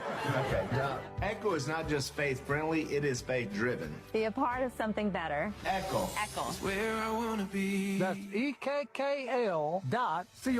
Subscribe now. From the NewsTalkSTL Weather Center. I'm meteorologist Shan Scotch with your first alert forecast. We're tracking temperatures back towards the upper 90s this afternoon. Still in a first alert weather day today and tomorrow for dangerous heat. Things are looking decently dry. Might see an isolated shower storm possible later this afternoon. Most of us dry. Feels like temperatures over about 105 degrees to 110 degrees possible today and tomorrow. Could see some chances of some isolated strong to severe storms as well Wednesday afternoon. Tad bit of a cool down Thursday and Friday, still looking hot for this time of year. In the First Alert 4 Weather Center, I'm meteorologist Shan Scotch. This hour of News Talk STL is brought to you by Stifel, serving investors for over 130 years. Contact your Stifel financial advisor at stifel.com. That's STIFEL.com. I'm Dr. TJ, owner of the Institute of Natural Health, co-owner of Optimal Nutraceuticals, and the host of Wellness One. Wellness One is designed to cut through the nonsense and provide you common sense science-based information regarding health and wellness. On the show, we discuss topics like thyroid health, gut health, hormone optimization, and many others. Our show airs Saturdays at 10 a.m. and 2 p.m. and Sundays at 11 a.m. and 3 p.m. right here on Newstalk STL. And you can visit us at INHSTL.com. That's INHSTL.com. Jamie Allman here, tossing and turning over retirement worries. You're not alone. 3 out of 4 Americans share your concern about having enough saved. But here's the thing. A comfortable retirement isn't out of reach, even if you're planning for 30 or 40 years ahead. Every day, Jeff Portman from the Gemini Wealth Group helps people avoid the critical mistakes that can derail their retirement. Build your path to financial confidence. Visit GeminiWealthGroup.com or call Jeff directly at 314-888-0123. Securities and advisory services offered through LPL Financial, a registered investment advisor. Member FINRA, SIPC. Mike Ferguson. I'm not like the rest of you. I don't make mistakes. Susie Moore. What you're telling me doesn't sound logical, my dear. Get up! Get up! Can't you hear the alarm? Get up, St. Louis. You need to get to go. I need to be able to get where you need to go to do the work. Mike Ferguson in the morning on News Talk STL. Get up! Get up! This is your cousin. Okay, where do we go from here? We mentioned yesterday, hey, listen, everybody take a breather. You know, the election was good in some ways, depending on your area, and the candidates got elected. Definitely bad as a couple conservative things got just drubbed. I mean, at the polls, I mean, 83%. Good Lord. You know, that's a beatdown. That is voters sending a clear message here. But now we're actually in the preliminary stage of what's going to come in 2027. And particularly around here, we're curious as to what the Freedom Caucus wants to do in Missouri, because Freedom Caucus had a very good year legislatively in 2026. The Post-Dispatch and all the others, they are just loving the results of Tuesday's election, saying, well, this stops their momentum. Well, these conservatives, they know they're done for now. Mike Kehoe, yeah, he ran out of political ammunition. I'm paraphrasing, but that's essentially what they're saying. So what do things look like right now? It's not a process. It's informal. Tim Jones has been there a number of times. He joins us right now. Of course, you can hear him every afternoon from 4 to 6 here on NewsTalkSTL. So, Tim, let me first start with there. This time of the year, whether it's a post-election or not, what do the conversations look like? I mean, you've got primary elections that are done, which in Missouri, for the most part, means we know who's going to be elected in November. The general election is kind of a formality because of the way the districts are drawn. So what are the conversations right now with the incoming and the current lawmakers? And then is there a ripple effect, shock factor from the amendments 4 and 5, not just losing, but losing by such massive margins? Well, good morning, Mike. Jerome, thanks for having me back. Yeah, we are tanned, rested, and ready after the primary, and we're heading towards the general. Mike, I will say this year could be different as far as what Republicans need to do or not do regarding the November general, because you see Democrat socialists as a rising brand, unfortunately, across America, and they are ginning up the younger vote, the uninformed younger vote, I would argue, the vote that does not know what happens when you actually deploy socialism, which always devolves into communism, into your country, especially into your country's economy. It always ends in disaster. It ends in failure. It ends in oppression.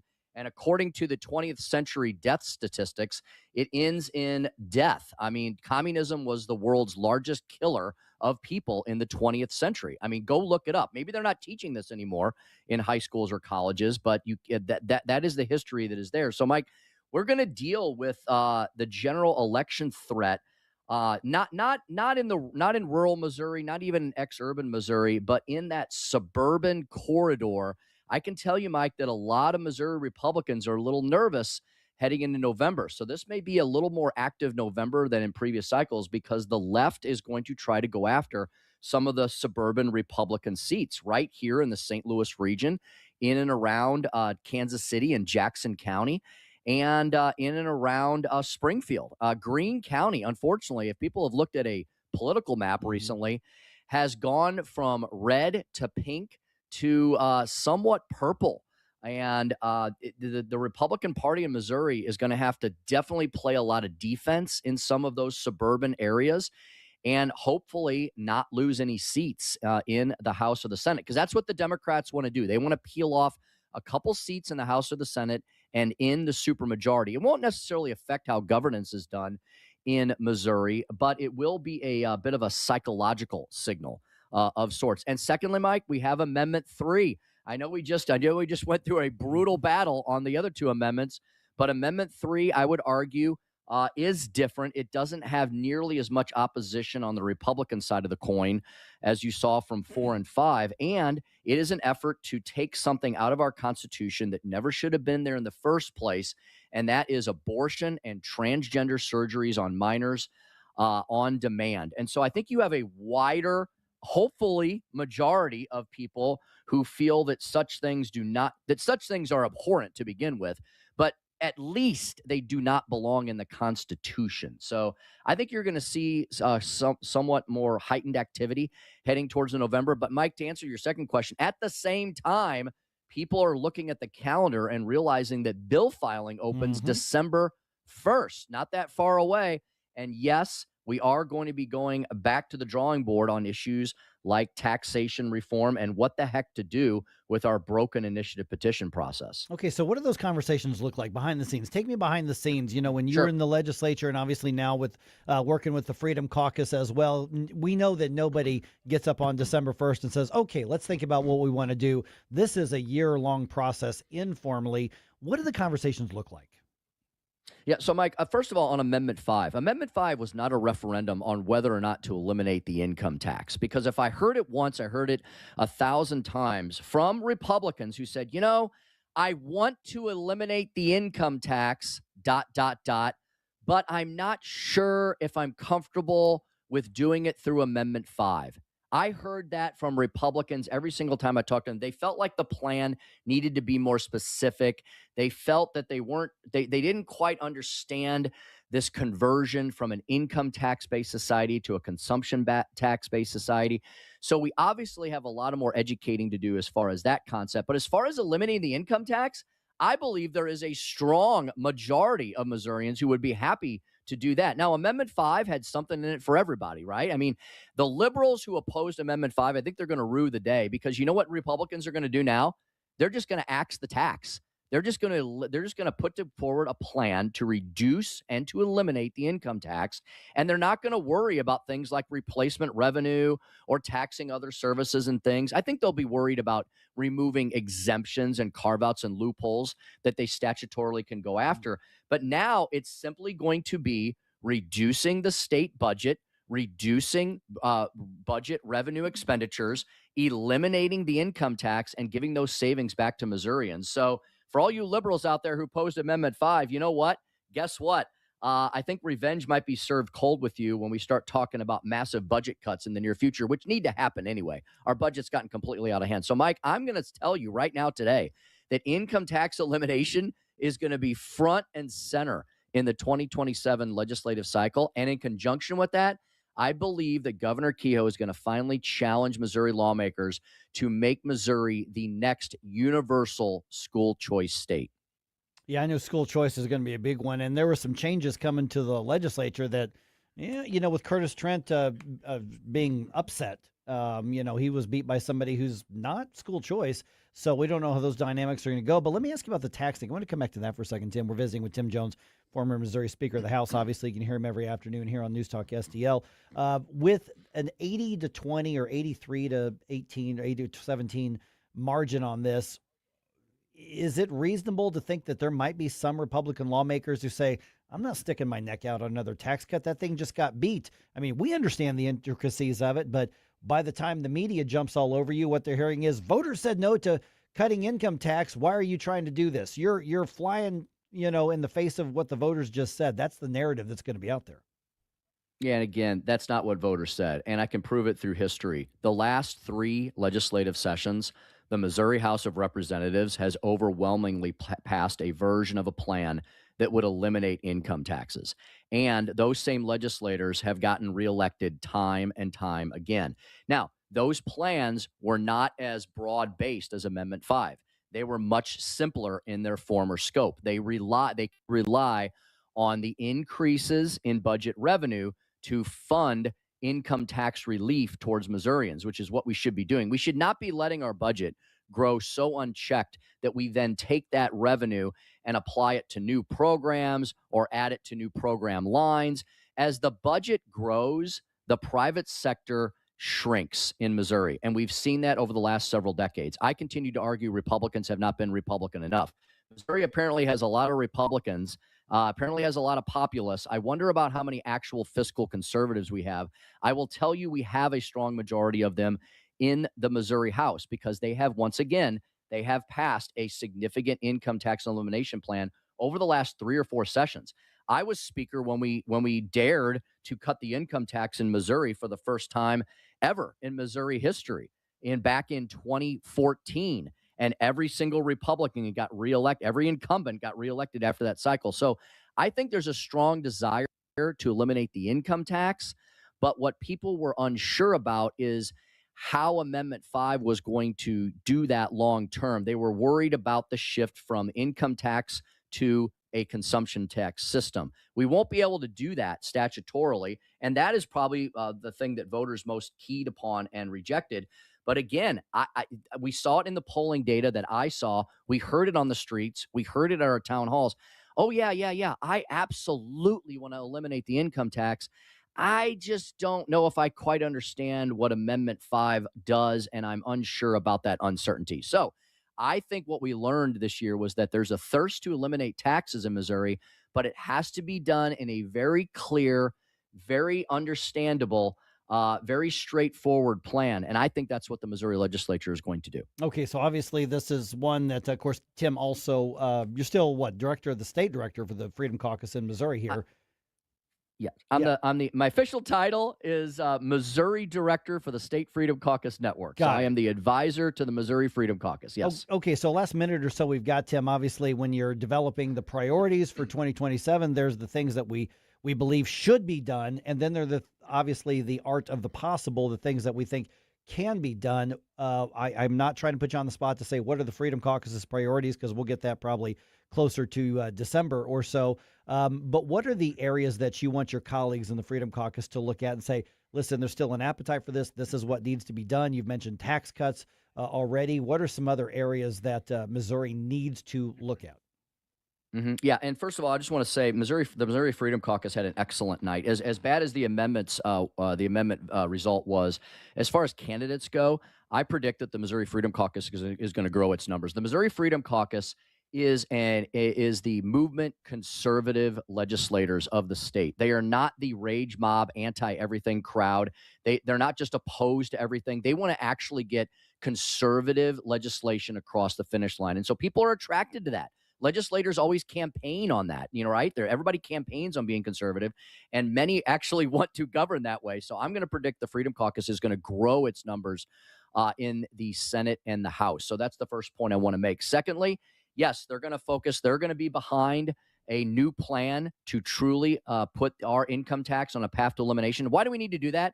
Because if you look at all the no income tax states in the country, those are the states that are excelling economically. Those are the states people are moving to. And there's another dozen states behind the 8 no-income tax states that have already put their income tax on a path to zero. So does Missouri want to continue to be in the bottom 25 of the country or the top 25? I think we want to be at the top. That's why there's going to be a new plan to eliminate the income tax. And in conjunction with that, Mike, I think people are going to be excited about this. There is going to be a renewed effort to cut the budget. The Missouri Freedom Caucus led the charge last year on eliminating $4 billion out of our very bloated state budget, which has more than doubled in the last 10 years. There's plenty of waste, fraud, abuse, and just general largesse in our budget. So budget cuts, budget restraint, budget reduction is definitely going to be at the top of the list. Universal school choice is going to be a priority that the Freedom Caucus will be working alongside Governor Kehoe on, because that's something I think that there's absolute agreement on.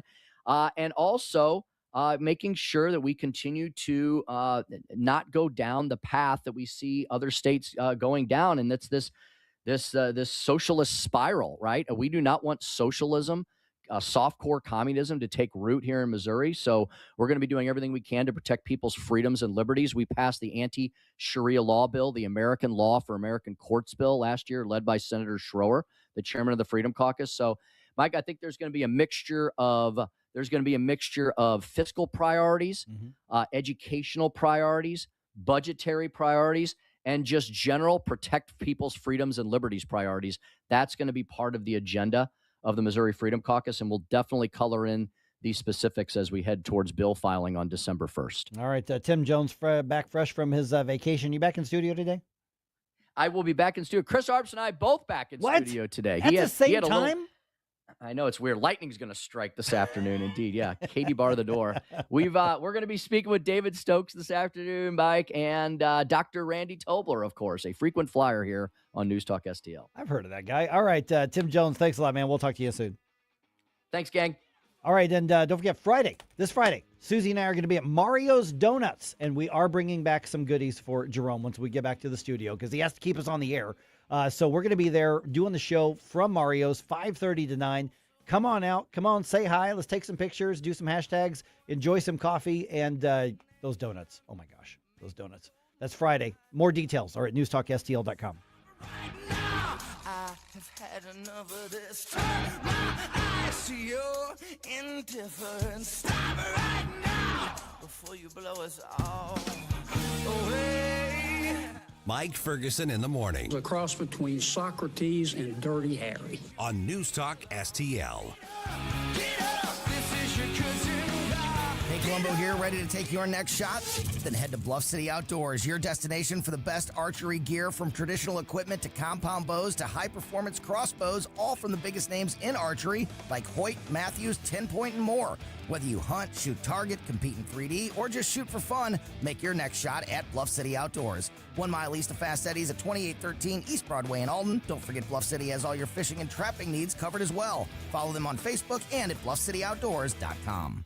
Identity theft can cost more than you think. Drained investment accounts, stolen tax returns, lost wages, expenses for lawyers. It's a lot. That's why LifeLock is backed by the $1 Million Protection Package, which covers up to $1 million for stolen funds, fees, and experts and lawyers, and out-of-pocket expenses. Don't face the burden of identity theft alone. Protect your future and finances with LifeLock. Join now. Save up to 30% off your first year with promo code BECK at LifeLock.com. 1-800-LifeLock, promo code BECK. LifeLock.com. Terms to apply. You're still glowing, flirting, grooving. You've still got it.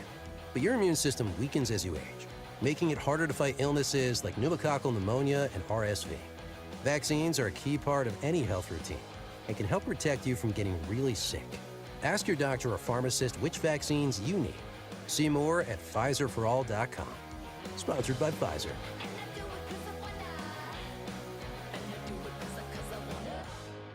Country Mart in St. Clair's Big 16-hour sale is this Saturday, August 15th. Family pack ground beef, $3.99 a pound. Sweet red or yellow peppers, 10 for $10. Large eggs, 99 cents a dozen. Hardwood charcoal, 16-pound bag for $5.88. Butter quarters, 2 for $5. 8-piece fried chicken, $9.99. Hurry while supplies last. No rain checks. See all items on our Facebook page. Country Mart, 925 Plaza Drive in St. Clair.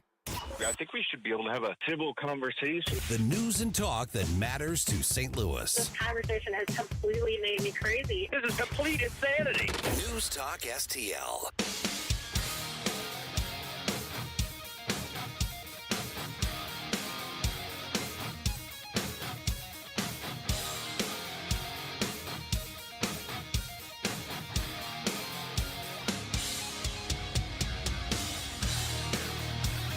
Hey everyone, this is State Senator Nick Schroer. I am the host of Stand and Fight every Sunday night. Right now, let's hear more of Mike Ferguson in the Morning Show here on News Talk STL. I'm going to follow up that discussion with Tim. You got some thoughts on that? Let me know. 314-912-1019. Clearly, because Tim coordinates and is the director in Missouri for the Freedom Caucus, saying, no, we're coming back. We're going to talk tax cuts. Now, here's the thing, is the legislature can cut your taxes without a vote of the people. They can cut taxes, just they're not allowed to raise them without a vote of the people. And so here's what you're going to see is if and when lawmakers are putting in the pre-filed bills and they're saying we're going to cut the income tax from 4 point whatever to 4 point whatever this year, then step it down again, because that's what's been happening, is that state lawmakers have been gradually reducing that state income tax over years. And then Amendment 5, the just abysmal disaster that it was, for a lot of people, they're going to be questioning, is that going to give lawmakers cold feet? Tim is arguing that what people objected to was the sales tax aspect of it, because it wasn't defined. It wasn't in there. It was pass this and then trust the lawmakers to go write up a plan that will work. And people said no. Tim is arguing that people are all in favor of the cutting the income tax. They just didn't like the rest of it. Mm-hmm. That maybe, that could very well be true. Tim's got access to polling and stuff that I don't. Tim's an insider. I mean, he knows what's going on in there. He's still very influential in the Republican Party in Missouri. And so that could be. So tax cuts are a good thing. Yes. Let's not lose sight of that. I'm looking at the political science of it. And let's say you are a newly crowned elected state representative from suburban St. Louis County, wherever the case is. Things where it could be a red district, but not as bright red as St. Charles, that area. You're going to get a lot of pressure saying people just voted on this 80 to 20 against income tax cuts. We're going to come after you if you defy the will of the people. And that's how it's going to be framed. Well, that's how media is going to frame it. Well, I'm already seeing this in different aspects of it, but when something loses that drastically, it's almost becomes this sort of, why are you still trying to fight this battle? That's going to be the narrative. Why are you doubling down on that? We had some folks commenting, on our social media. It's like, it just lost. Why are you doubling down? Well, Tim's arguing that we're not doubling down on the thing people hated. We're going to double down on the thing people liked. But the thing is that when you cast a no vote, it's not conditional. It's not no for this reason and not no for this reason. It just went down in flames. Mm-hmm. When I say went down in flames, I'm thinking like Hindenburg going down in flames. Yes. Type of thing. And so the reality is that Missouri is losing its competitiveness to other states, especially Tennessee, who has gone to no income tax. I mean, Tennessee is roughly the same size and demographics of Missouri. 2 major cities, a whole lot of suburban and rural areas. Tennessee and Missouri are very, very similar, and Tennessee is moving up, and Missouri is just sort of stagnating on this. So, and this goes back to my days when I was at the Show Me Institute. We see one of the problems, and that is too much taxation and regulation. We also see from the COVID era, to Tim's point, and I don't know that anybody's going to credibly argue against what Tim said, is that all of this money came in from the federal government during the COVID nonsense, and they just increased their budget, and instead of making it a one-time thing, they put them into programs that had to be ongoing. And you can even go back to the sort of the Obamacare debacle, and you say, how could those Democrats do that? Okay, Republicans were in charge and had super majorities. So the fiscal bloat we've got was done under Republican watch. Yep. And that's why I was kind of encouraged to hear Tim say we're going to be looking at moving the Republican Party back in a more fiscally conservative direction.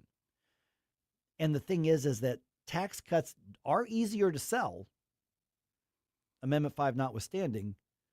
Budget cuts are hard to sell because somebody can say, look at this program, look at this person, they're going to lose, quote unquote, their money. Well, it's my money. And there is a lot of bloat. There is a lot of waste. And you can recover a lot of that through getting rid of some of the tax credits. I mean, you can get rid of that by getting rid of some of these tax credit programs. Mm-hmm. That's only a part of it, though. But when you're talking about hundreds of millions or even billions of dollars, it's hard work, and you have to be out there and sell it, because I'm telling you right now, the stories are probably pre-written at the Post-Dispatch. They're probably pre-written at the Business Journal. They're probably pre-written at the Missouri Independent. They're probably pre-written at KSTK. Republicans, despite the will of the voters being displayed in August, say they want to cut taxes.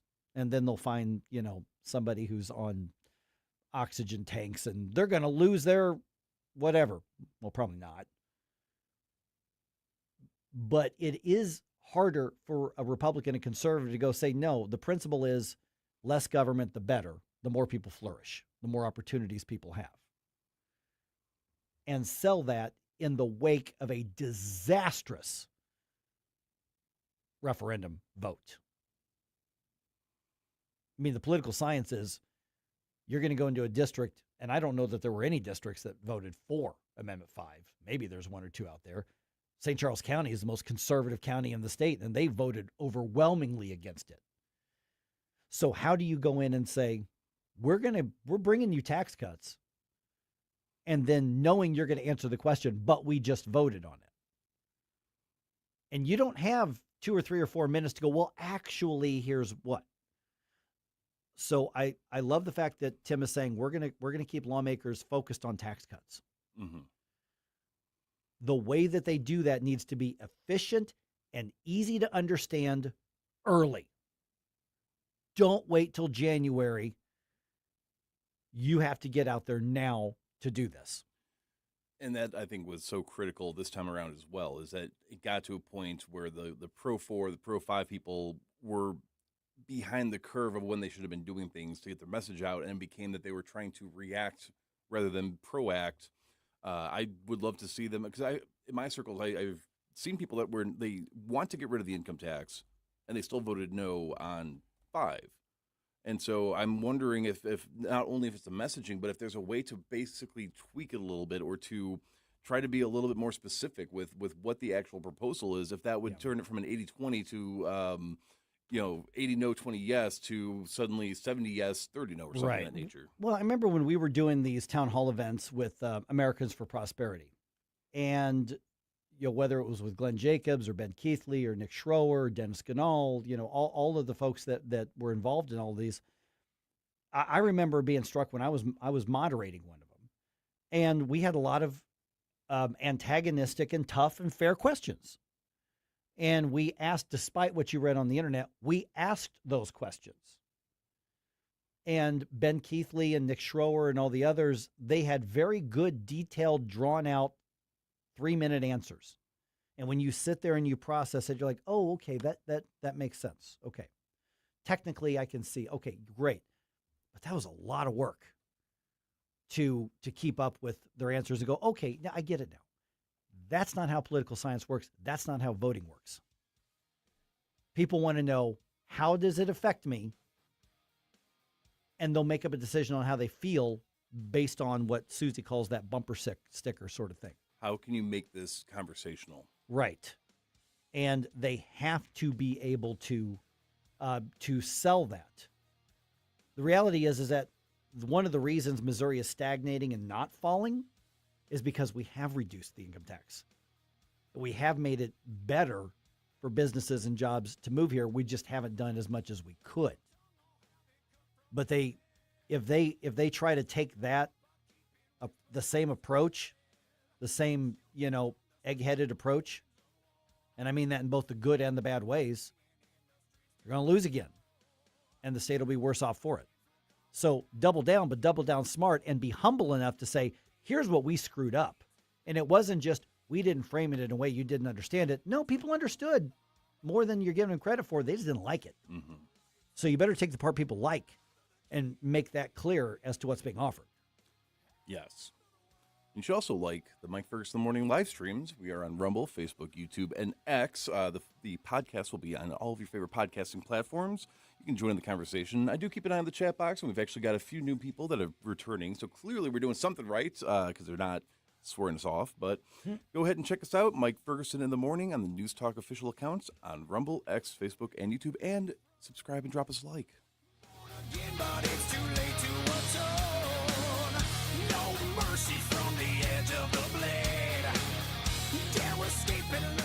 Mike Ferguson in the Morning. People talk about federal money as if it falls from heaven. We thank heaven for it, but it came out of people's pockets. On News Talk STL. Okay, right now I'm going to talk to just a small pocket of people here. This is not for everybody. We got a lot of great stuff to talk about here, but I'm talking to those of you who aren't afraid of a challenge, aren't afraid of trying something new.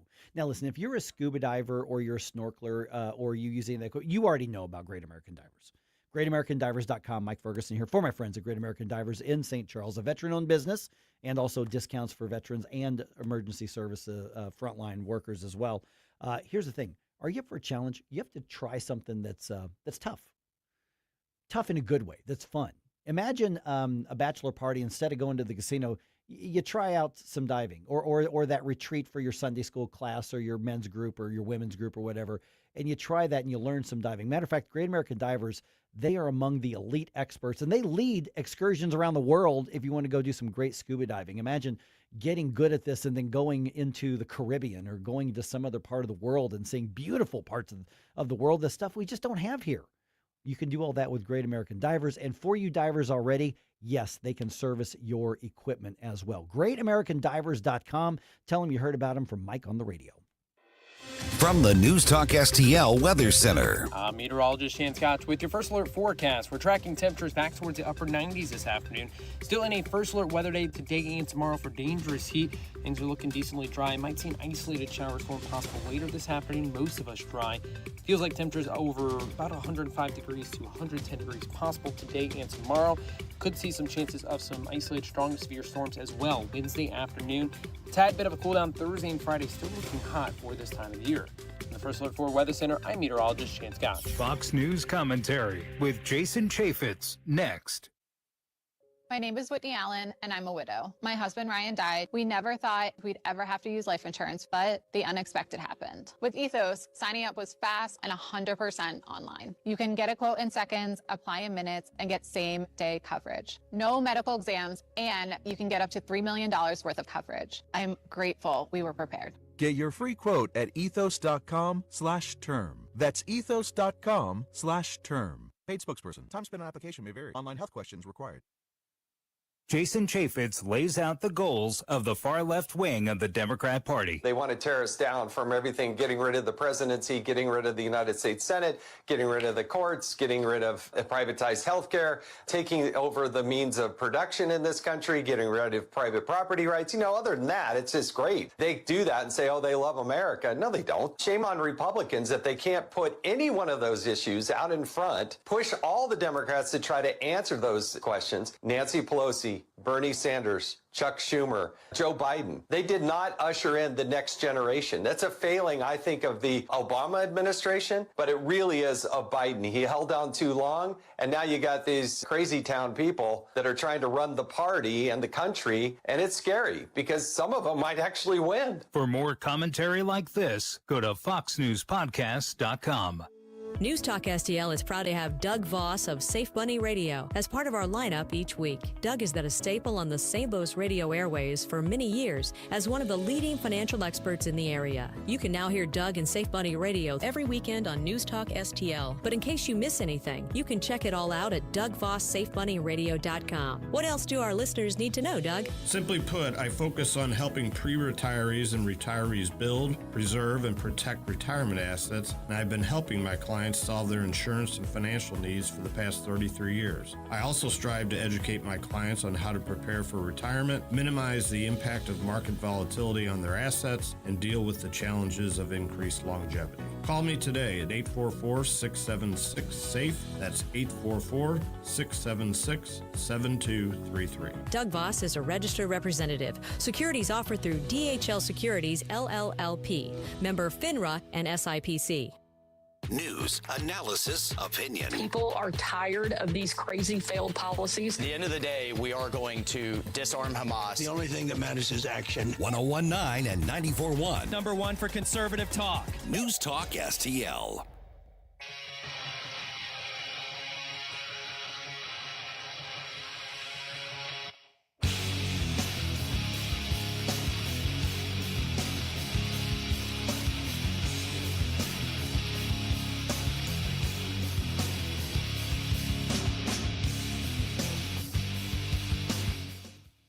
Larry Connors here. I begin my morning every day with the Mike Ferguson Morning Show while I'm doing my 10-mile run. Catch my program at 6. Now, back to Mike. Okay, more information is coming out about Anthony Fauci's lies. Yes. And here's the thing. I want people to not just look at this as in there's the little garden gnome Anthony Fauci put devil's horns on him. Yes, you could do that because I really do think he's that much of a villain. But I want people to look at the bigger picture as to the trust that he's destroyed, that he and Rochelle Walensky and Francis Collins and Vivek Murthy and all of these people that they just destroyed. And that's what really matters, not just we don't like him, we got you. We don't want to get to that lowest common denominator. We win, you lose. Think about the effect, because now we've got more information because under Fauci's tenure, he was issued, as most high-level government employees are, issued a phone by the government. This is your work phone. Well, guess what? All those voicemails and text messages and stuff that was done on that belongs to us. And they're sorting through thousands of these and hundreds of voicemails. And one of the things that we have now uncovered is another one of Fauci's lies. And this one's really insidious. So through text messages, and this has been released, I saw the story on Newsmax, and then Senators Ron Johnson and Rand Paul published quotes from it as well, is that Fauci was texting, communicating with these other so-called public health leaders, saying we have data that indicates there might be an issue with pregnant women taking the full 2-dose program of the COVID vaccine and possibly putting them at risk of miscarriages in the first trimester. Mm-hmm. But days later, when somebody asked about that in public forum, Anthony Fauci's answer was, no, there's no information on that. You need to go and get these shots. Now, they didn't know one way or the other for sure, but they were saying at that time, little bit of something to keep an eye on here. We might have something. And not just with miscarriages either. Vivek Murthy, yeah. Also in that same article was on record saying, hey, look, we are seeing evidence that the mRNA vaccines are, the mothers are getting are potentially causing mutations within the fetuses of that are developing in these pregnant women. And mRNA, of course, is what tells your DNA how to replicate so you can have, more cells being made and your basically everything about your body, the way it functions. So when you start messing with that, whatever the mutation or the issue is, it's going to continue to be encoded in your DNA for the rest of your life. And here's the thing is, at the time, I want to be as objective and fair as I can be. Because at that time, that vaccine was so new, it had been rushed through, some people believe irresponsibly, through Operation Warp Speed under the Trump administration. And maybe that's going to be the case. Maybe it's not, because we do know that there were some elements of Operation Warp Speed that we showed that, maybe it does take too long to develop some things just because of regulatory burdens. And basically Warp Speed allowed multiple stages to be done at the same time. But then we need to look back and go, okay, was that a good or bad idea? Maybe it's situational.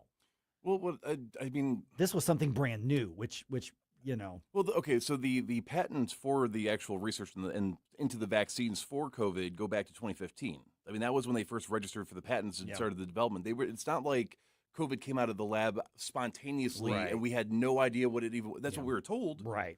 But that's not actually based on the evidence and what's publicly available. That's not the case at all. Yeah. So how is it that you've been studying something for that long? It somehow gets out of the lab, and then you're pushing something and saying, well, we didn't have enough time to study and research it, but you already filed the patent for it. Yeah, so and that's probably stuff that's covered under that 55-year agreement that was given out to the pharmaceutical companies. So with Fauci here, what we have is we knew that there's a possibility, because at the time they didn't have proof, but they knew that there was enough information to know that there could be a risk, an enhanced risk, maybe a small one, but an enhanced risk of women who are pregnant, first trimester in particular. And then publicly says the exact opposite of what the so-called health leaders are saying. Now, regardless of what side you are, if you're pro-Fauci or anti, I don't know how anybody could be pro-Fauci at this point, other than the Post-Dispatch, and they're just nonsensical on these things. That's a level of outright deception and more worried about your narrative than you are about the facts. And let me go back to where I started with, and the whole point of this, because I could spend 9 minutes just ripping on Fauci. I could spend 3.5 hours a day ripping on Fauci. Oh, yeah. But what's happened now is that there are institutions that we should be able to trust and have a high-trust society. We do not have a high-trust society. Now, there's a difference between being skeptical and not trusting things we should be able to trust. We should always be skeptical. And there is a difference between saying we don't know, we're looking into this, versus saying just trust the science. It's ridiculous. That is what should have happened. And what's happened is that every level, when there was skepticism, when there was pushback, and a lot of it was well-grounded, well thought out, I don't understand this, or I don't see what you're saying, I question this. And then some of it was just nonsensical, weird stuff. Yeah.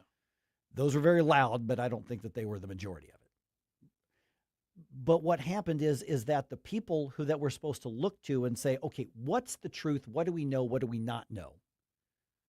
That's where we got into the now proverbial trust the science. We are the science, as though that's the finality. We're all in this together, and because I'm scared, I'm going to hold you to my standard of hiding and being locked down. And then what's happened is that states and many local health agencies, St. Louis County included, St. Louis City included, they went ahead and they cracked down on people. And it's not even so much that they put masks on people, which turned out to be ineffective. It's not that they shut down schools, which set children back years in education in already failing public schools. It's not just that they destroyed tens or hundreds of thousands of businesses, cost thousands of jobs, billions of dollars in prosperity and economic. It's not even just all of that.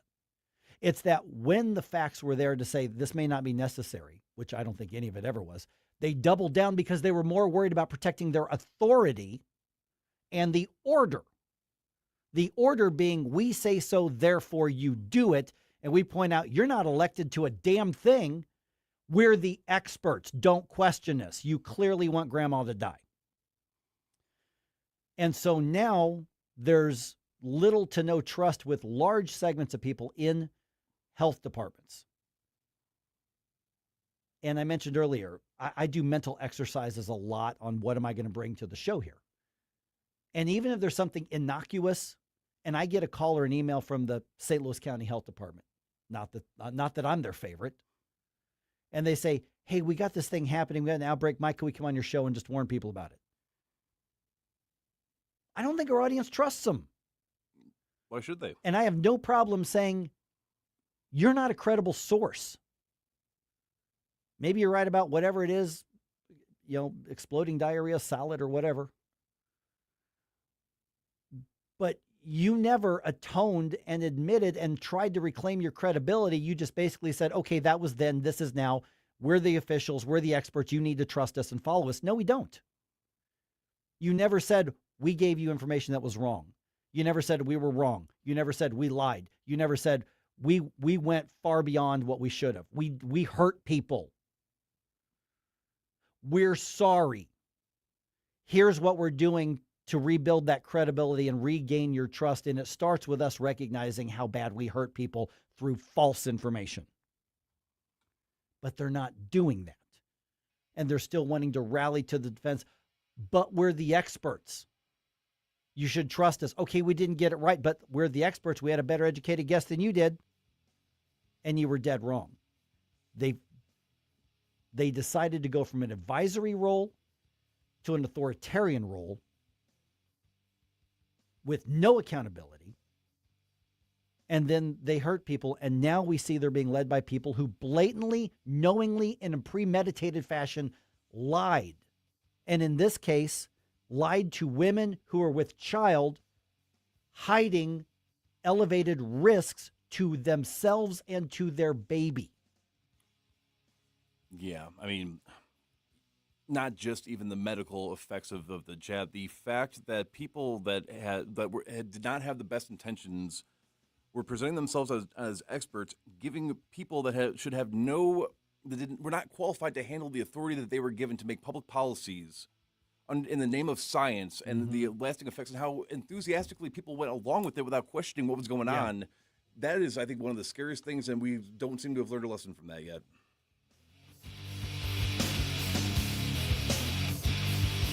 License number GL250000615. Hey, Dad, what causes drains to clog? Grease, hair, soap scum, and tree roots. Tree roots? This town has old pipes and big trees. They find each other. They grow inside pipes? They bust into pipes. Whoa. Once they're in, the water stops flowing. Can we fix it? The big green grasser machine can fix any clog. Green is always grasser at grasserhomeservices.com. Mark your calendar for the annual Leadership for America Dinner 2026, Friday, September 25th at the St. Charles Convention Center Grand Ballroom. Join News Talk STL for an unforgettable evening featuring keynote speaker Nick Shirley, the independent journalist who exposed the alleged fraud in Minneapolis, plus additional speakers and guests. Dinners included. So come hungry for great food and bold ideas. For tickets and more information, visit NewsTalkSTL.com. Hey everyone, this is Jesse from Reach Reproductive Health. And I need you to mark your calendar because on October 22nd, it's going to be a big night in St. Louis. It's going to be our second annual Reach Gala, and it's happening at the factory. Incredible live music, powerful speakers, a night to celebrate life, and to support the Reach mission. Stay tuned to find out who's taking the stage. I promise you won't want to miss it. Registration is open right now at outreachforlife.org/gala. Colombo and Company. Trump's new executive order faces backlash, and the president wants the Supreme Court to rule on his ballroom. We'll discuss these issues Tuesday with our legal expert, Susie Moore, plus AI with Mike McClary. Live and local weekdays at 2 on NewsTalk STL.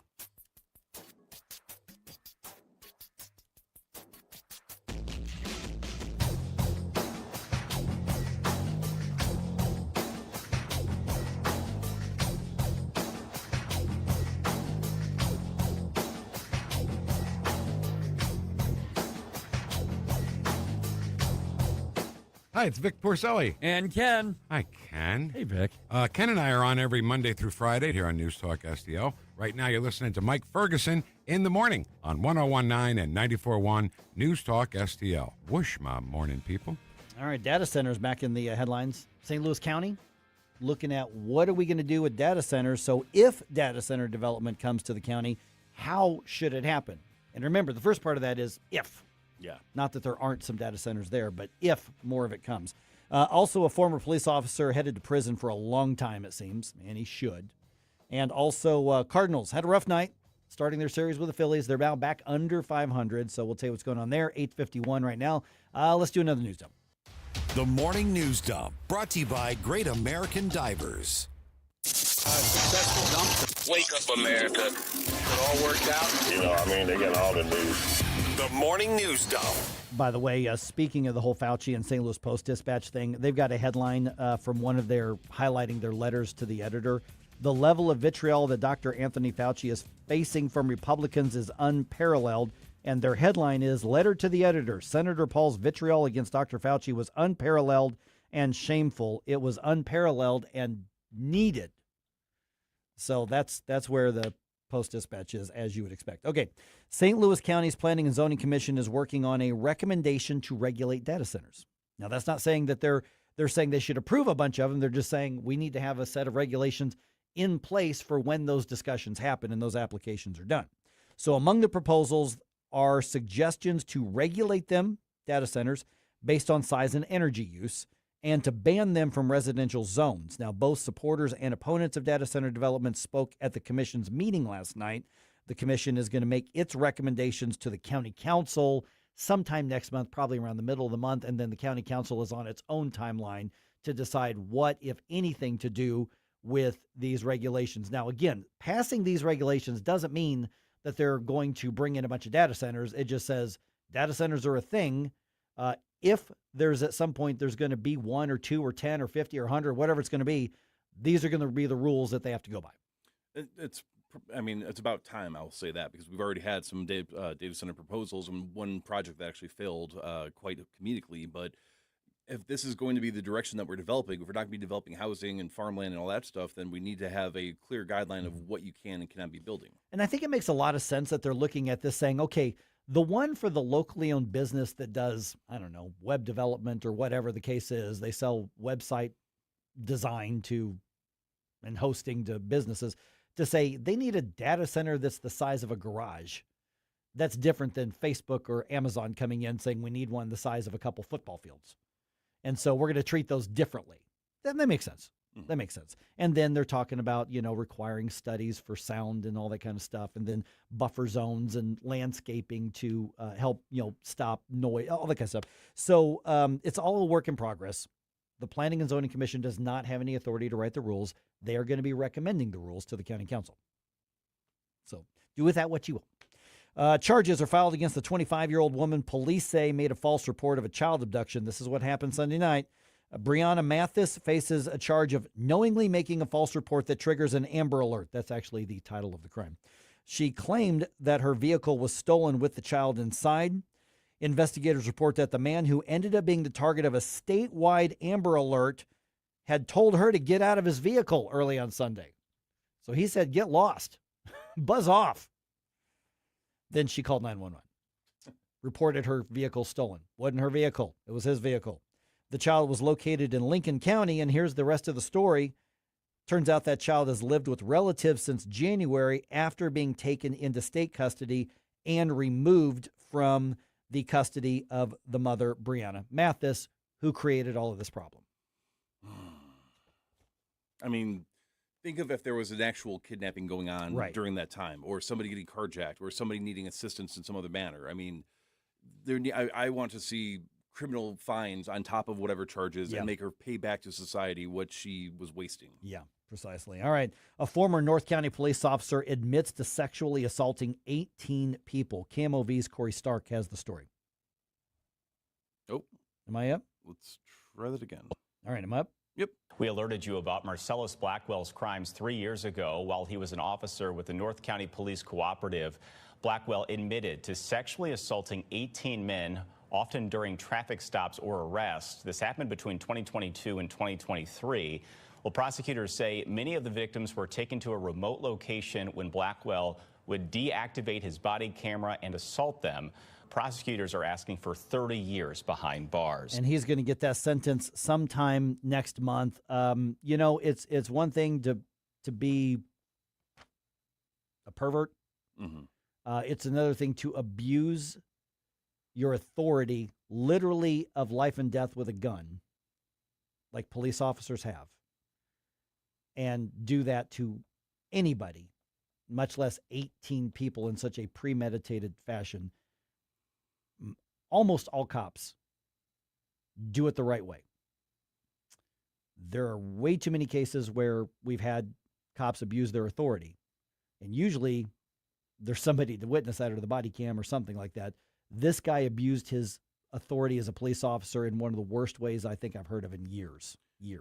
Yeah, cases like this are why when people mention that we need to be a nation of law and order, no, we need to return to being a nation of morals and ethics. And I truly, my heart goes out to the victims that were put in that position. This and is now have to horrible. wonder every time an officer's around them if it's going to happen again. Yeah, because, you know, what's happening and they know is wrong, they know is illegal, but they also know there's nothing they can do about it because he's got the badge, he's got the gun, he's got the handcuffs. Mm-hmm. This is He's got horrible. your information. He's got every yeah, absolutely. All right, let's lighten up just a little bit. Obviously, the Save America Act did not pass, as we've talked about. Senate is now in recess. President Trump is irritated with that. A lot of Republicans are irritated with that, including Senator John Kennedy out of Louisiana. He was on Hannity on Fox last night. I was proud when we passed the Lindsey Graham Russian sanctions bill with 85, 86 votes. But there are other times when the Senate is like high school, but no one ever graduates. And so Republicans say, one, we just don't have the votes, but two, we can do some of the Save America Act in the Reconciliation Act, and I think everybody is well-versed on that at this point. All right, Cardinals end up losing last night. They started a series with the Phillies at Busch Stadium. Final score was 6-5. Basically, Phillies ran out to a big lead, and Cardinals rallied towards the end, but they just couldn't finish off the win and come back. Game 2 tonight, 6:45. I think an hour ago, I think I said it was 8:45 by mistake. 6:45 at Busch Stadium tonight. We'll see how that goes. Cardinals are back up into third place just because the two teams behind us are that much worse than the Cardinals right now.